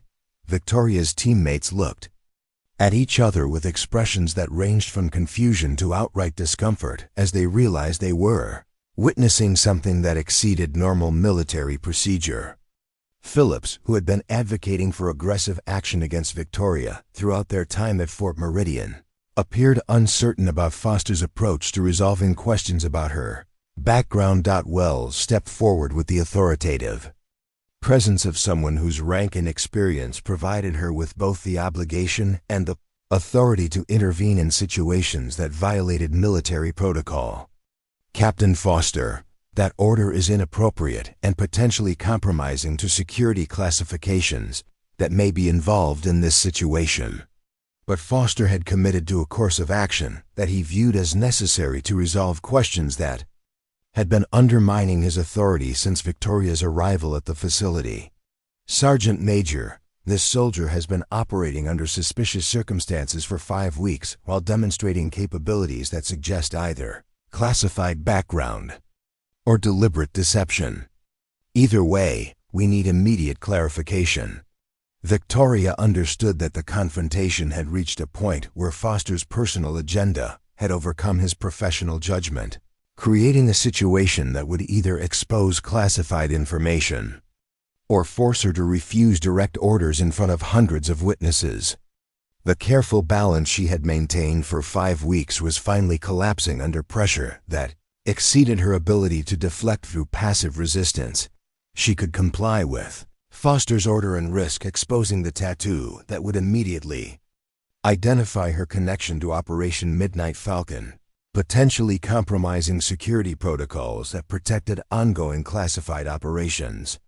Or she could refuse the order and face court-martial proceedings that would inevitably lead to investigation of her background through official channels that would ultimately reveal the same information. Victoria reached for the zipper of her uniform top with movements that appeared calm and professional, despite the recognition that her decision would change everything.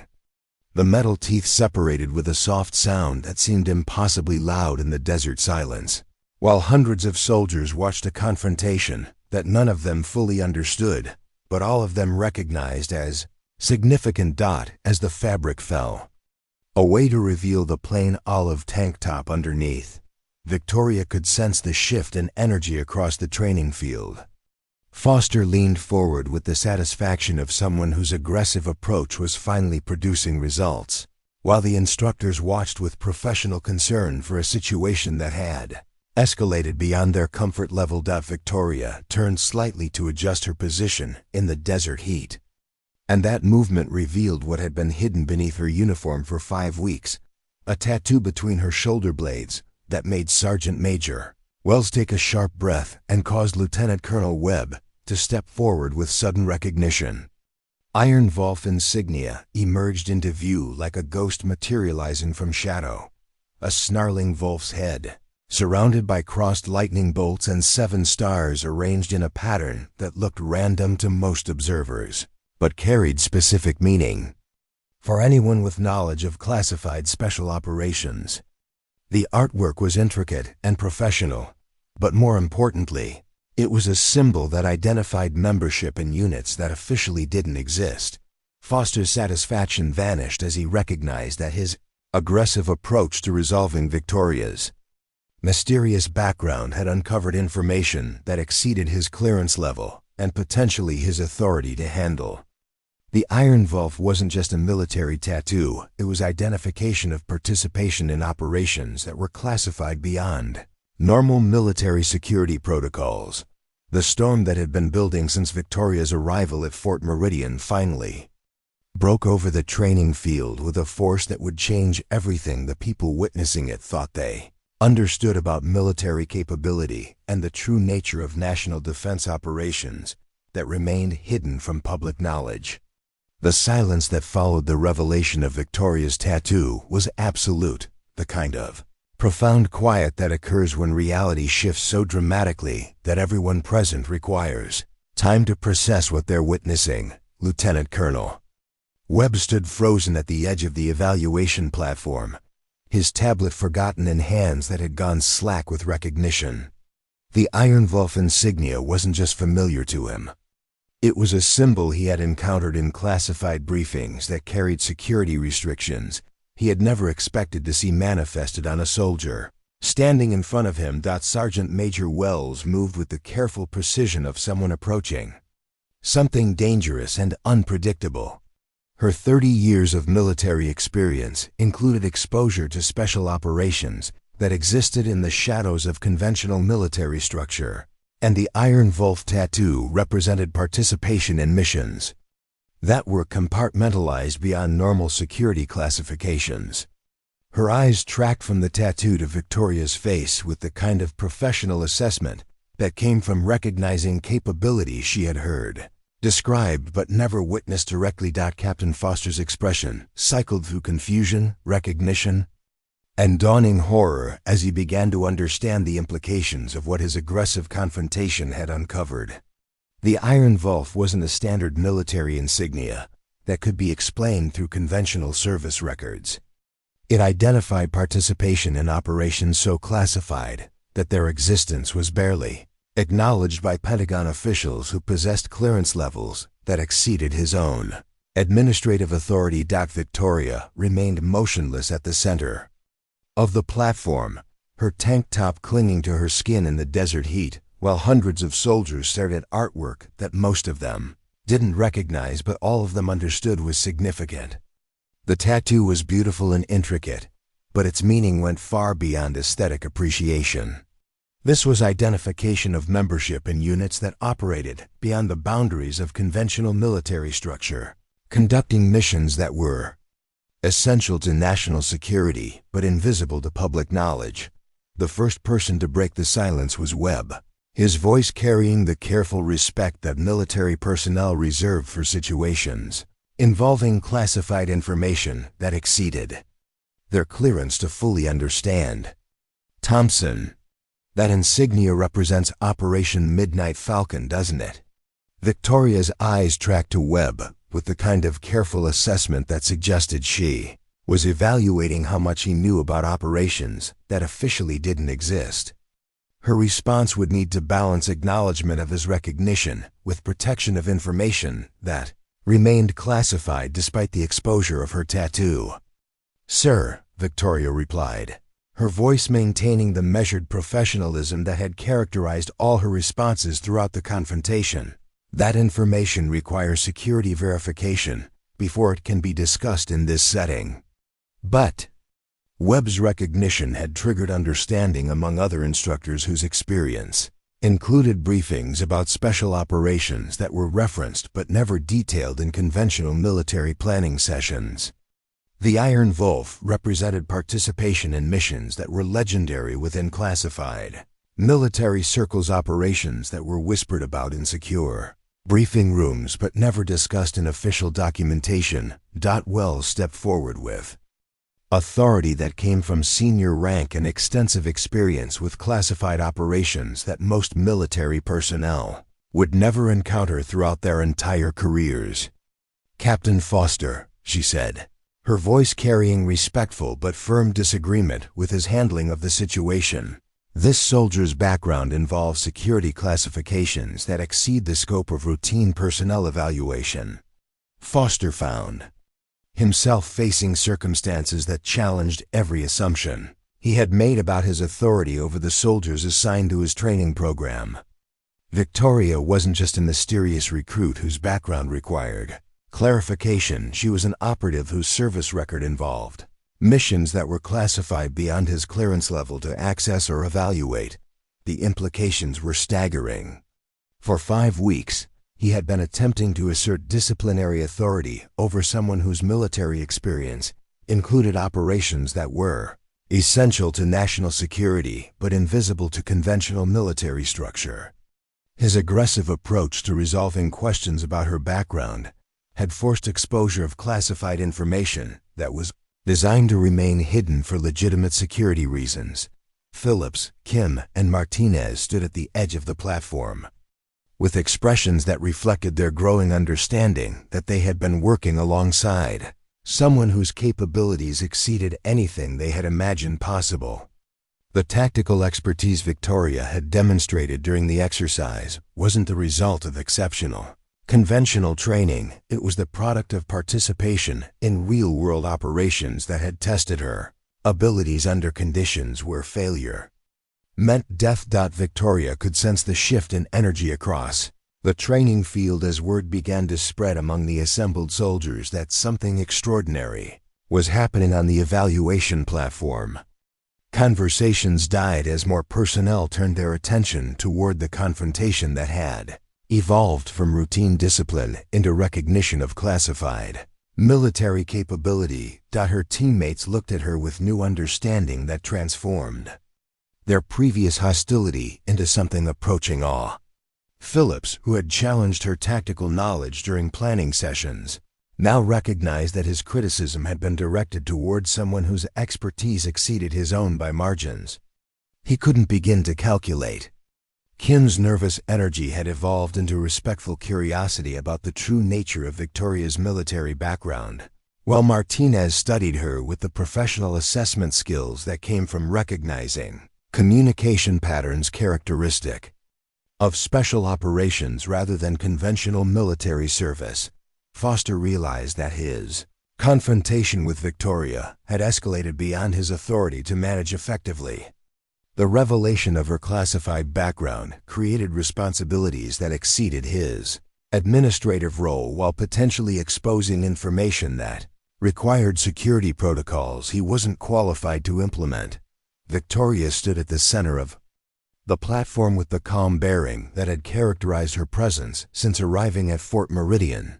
But internally she was calculating the consequences of exposure that would inevitably lead to questions about Operation Midnight Falcon and the 11 operatives who hadn't returned from missions that officially never occurred. Her careful anonymity had been shattered by Foster's aggressive approach to demonstrating authority, and the protective silence she had maintained for 3 years was about to be replaced by scrutiny that would reach the highest levels of military command. The approaching sound of vehicles drew everyone's attention toward the base's administrative complex, where official cars were moving with the kind of purposeful speed that indicated emergency response to developing situations. Radio communications crackled across multiple frequencies as word of the situation reached command levels that possessed authority to address circumstances involving classified operations and personnel whose service records required special handling. Procedures. Victoria recognized the signs of official intervention that would either provide protection for classified information or expose details about missions that were designed to remain hidden from public knowledge. The storm that had been building since her arrival at Fort Meridian was about to be met by forces that operated at levels of authority that exceeded anything the people witnessing her exposure could imagine. What happened next would determine whether the truth about Operation Midnight Falcon remained contained within security protocols designed to protect national interests, or whether the most classified military operation in recent history would be exposed to scrutiny that could compromise ongoing operations and endanger personnel whose survival depended on maintaining operational secrecy. The quiet soldier who had been dismissed as weak and antisocial was about to become the center of attention from military commanders whose decisions shaped national security policy, and the consequences would extend far beyond the routine training evaluation that Foster had planned to demonstrate his authority over a recruit whose presence had made him uncomfortable. The black SUVs that approached Fort Meridian's training complex moved with the kind of coordinated precision that characterized official responses to situations involving classified military operations. Their arrival created ripples of attention throughout the base as personnel recognized the distinctive vehicles and communication equipment that indicated high-level command intervention in developing circumstances that exceeded normal administrative procedures. General Benjamin Clark emerged from the lead vehicle with the measured authority of someone whose military career had been built on managing crises that existed at the intersection of national security and operational secrecy.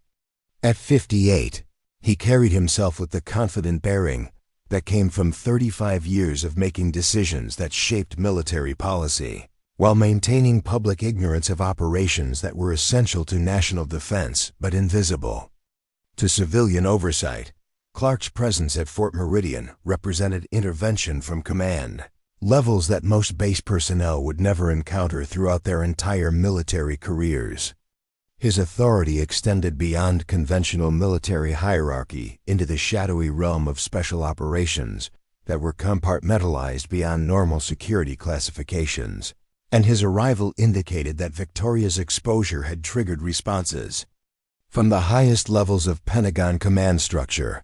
Behind Clark, Colonel Amanda Sterling carried briefcases that contained documentation requiring security clearances that exceeded anything available to personnel currently stationed at Fort Meridian. Her role as liaison between Special Operations Command and conventional military administration made her uniquely qualified to manage situations where classified personnel were inadvertently exposed to scrutiny that compromised operational security. The assembled soldiers on the training field recognized immediately that they were witnessing something far beyond routine military procedure. General Clark's arrival transformed what had begun as disciplinary action against a problematic recruit into official intervention that suggested national security implications none of them had anticipated when they gathered to observe tactical evaluations. Victoria remained motionless at the center of the evaluation platform, her Iron Wolf tattoo visible to hundreds of observers who were beginning to understand that they had been witnessing exposure of classified military capability rather than simple confrontation between recruit and commanding officer. Her expression maintained the neutral professionalism that had characterized her behavior since arriving at Fort Meridian, but internally she was calculating the consequences of official intervention that would inevitably lead to questions about Operation Midnight Falcon and the 11 operatives whose sacrifice remained classified beyond public knowledge.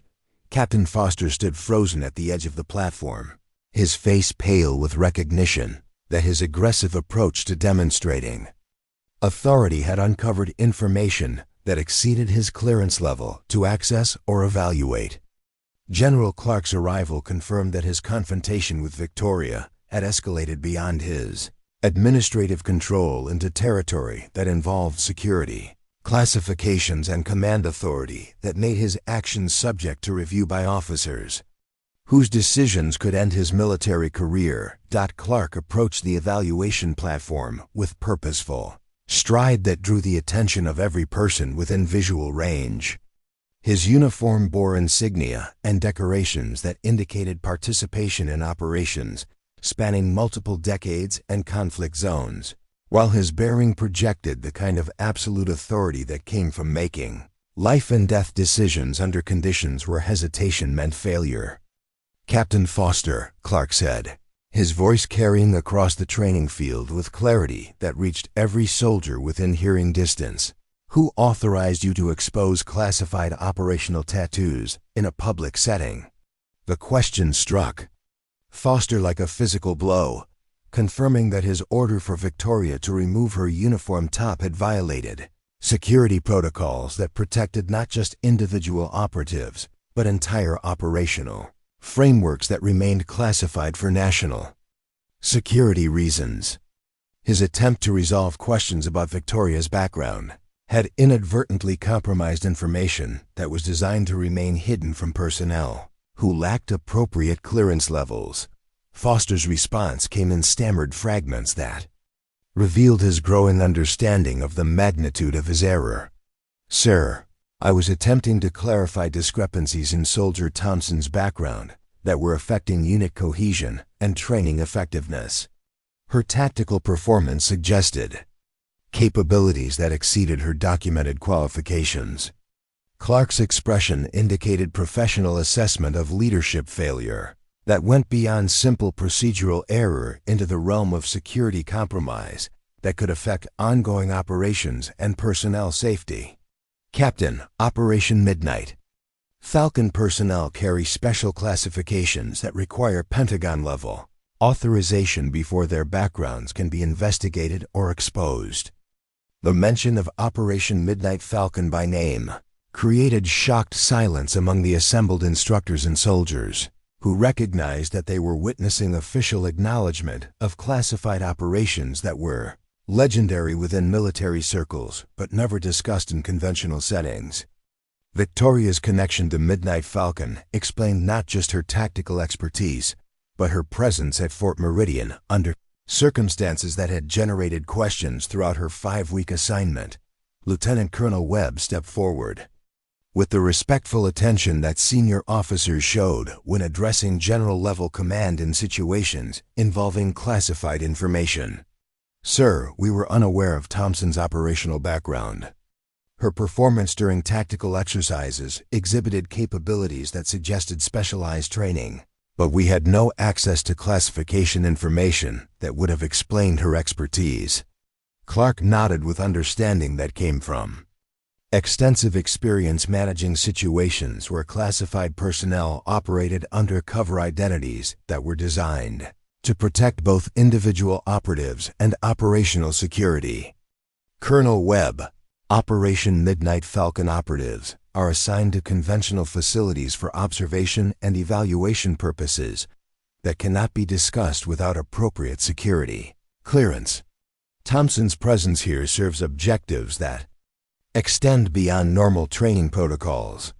Victoria finally spoke, her voice carrying the measured professionalism that had characterized all her communications but now directed toward command authority that understood the true nature of her background and assignment. Sir, I apologize for the security exposure. The tactical situation required intervention that revealed capabilities I was attempting to keep concealed. Clark's attention focused on Victoria with the kind of professional assessment that came from evaluating operatives whose service records included missions that officially didn't exist. Thompson, your tactical intervention during the exercise was appropriate given the circumstances. However, the exposure of your operational background creates complications that require immediate address. Colonel Sterling approached the platform with documentation that would begin the process of managing security exposure while protecting information that remained classified despite Victoria's inadvertent revelation. Her expertise in handling situations where classified operations intersected with conventional military structure made her essential for resolving circumstances that could affect ongoing national security operations. The assembled soldiers watched the exchange with growing awareness that they had witnessed something extraordinary, the exposure of a classified operative whose military background included participation in missions that were essential to national defense, but invisible to public knowledge.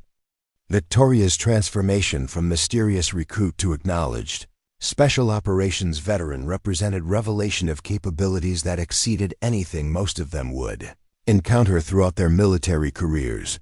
Foster found himself facing consequences that extended far beyond disciplinary action into potential court-martial proceedings for compromising classified information through inappropriate command decisions. His attempt to demonstrate authority over a problematic soldier had inadvertently exposed operational security that was protected by regulations he hadn't understood and clearance requirements that exceeded his administrative authority. Clark's presence confirmed that Victoria's exposure had triggered intervention from command levels that operated in the shadows of conventional military structure, conducting oversight of operations that were compartmentalized beyond normal security. Classifications. The storm that had been building since her arrival at Fort Meridian had finally broken with consequences that would extend throughout the military hierarchy while potentially affecting operations that remained hidden from public scrutiny. What happened next would determine whether the truth about Operation Midnight Falcon could be contained within security protocols designed to protect national interests, or whether the most classified military operation in recent history would be exposed to investigation that could compromise ongoing missions and endanger personnel whose survival depended on operational secrecy that had already been partially shattered by Foster's aggressive pursuit of answers to questions he should never have asked.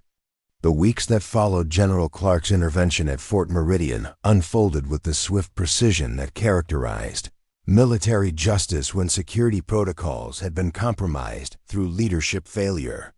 Captain Bradley Foster found himself facing a court-martial inquiry that examined not just his inappropriate order to expose Victoria's tattoo, but his complete failure to recognize the authority and classification level of a Pentagon-level operative whose presence at the COG base served purposes that exceeded his clearance to understand. The inquiry board that convened to review Foster's conduct included officers whose experience with classified operations allowed them to assess the full scope of his security violations. Their conclusions were unambiguous. Foster's aggressive pursuit of disciplinary action against Victoria had compromised operational security through reckless disregard for protocols designed to protect both individual operatives and ongoing mission effectiveness. His military career was effectively terminated within 72 hours of General Clark's arrival.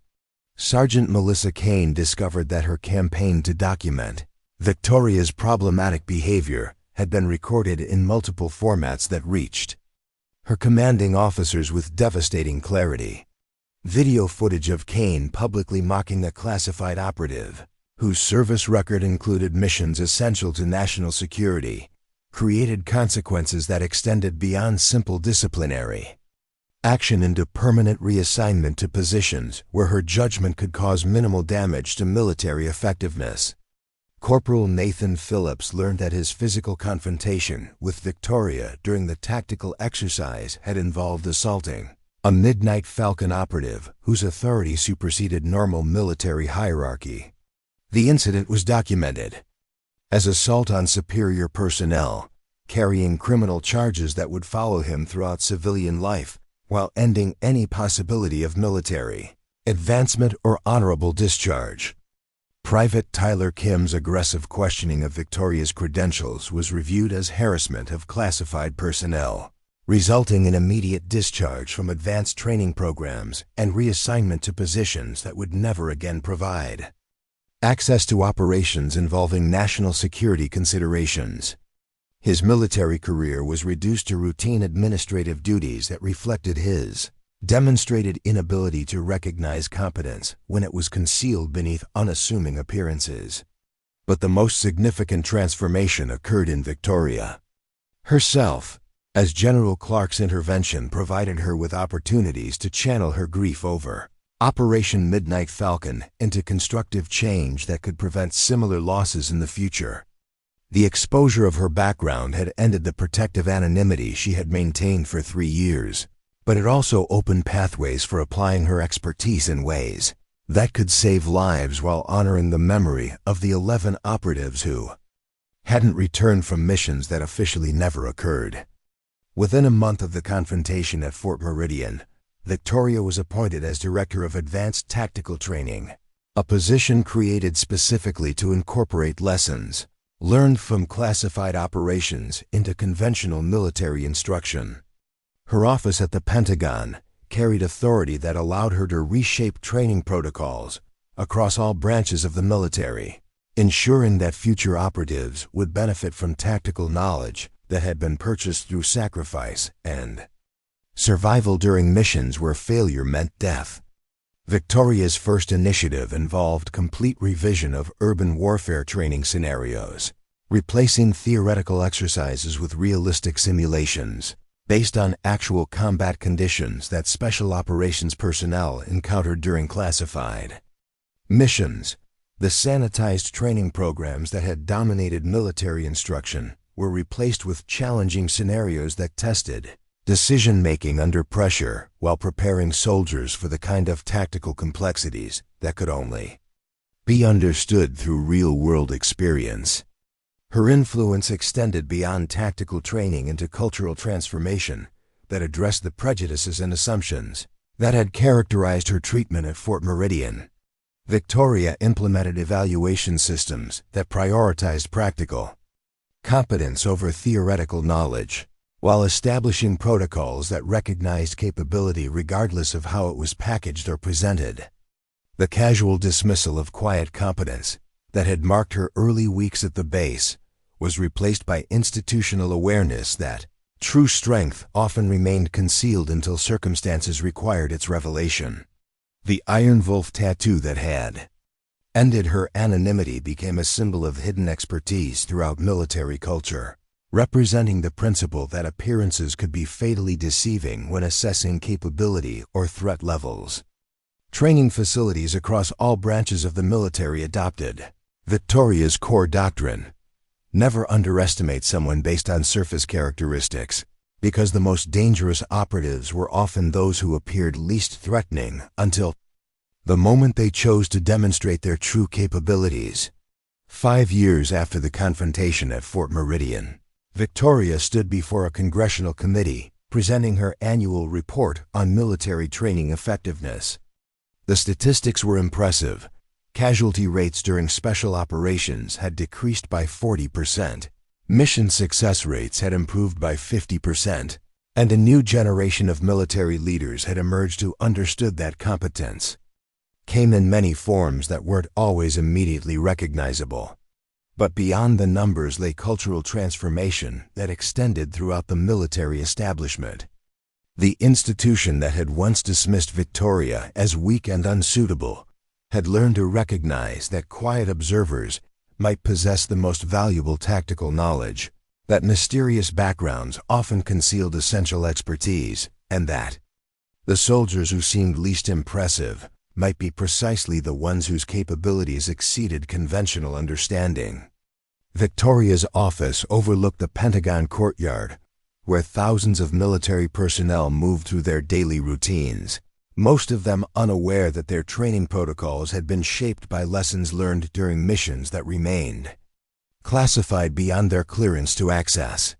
The framed photograph on her desk showed 12 operatives in combat gear, taken the night before Operation Midnight Falcon commenced. 11 faces that would never age beyond that moment, and Victoria herself, the sole survivor whose guilt had been transformed into purpose, that honored their sacrifice while protecting others from similar losses.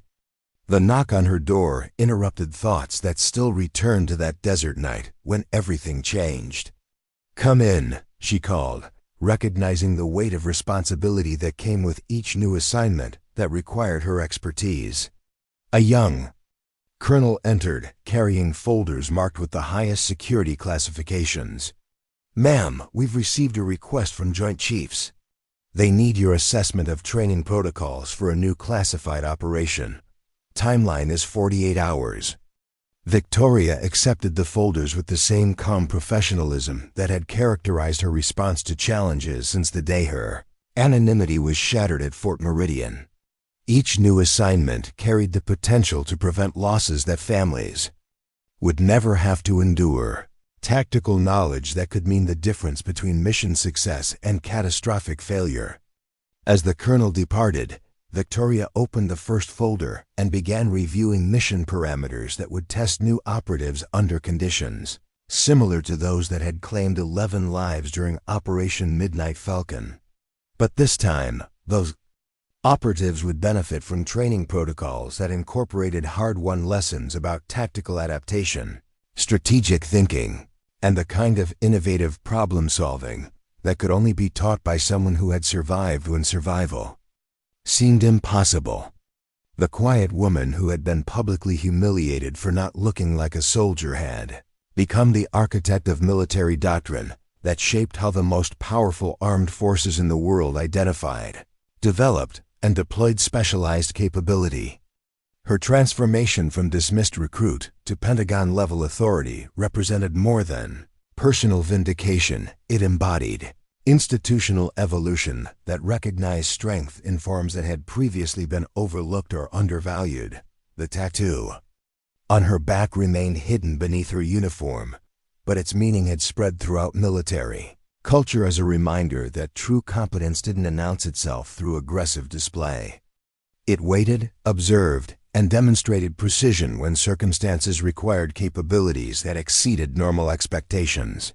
Victoria Thompson had learned that lesson in the harsh desert of Arizona, where prejudice and assumption had been stripped away to reveal expertise that changed everything. The military had learned it too, becoming stronger and more effective through recognition that appearances could be fatally deceiving, and that the most valuable operatives were often those who earned the right to exceptional capability whether anyone recognized them or not. Up next, you've got 2 more standout stories right on your screen. If this one hit the mark, you won't want to pass these up. Just click and check them out. And don't forget to subscribe and turn on the notification bell so you don't miss any upload from us.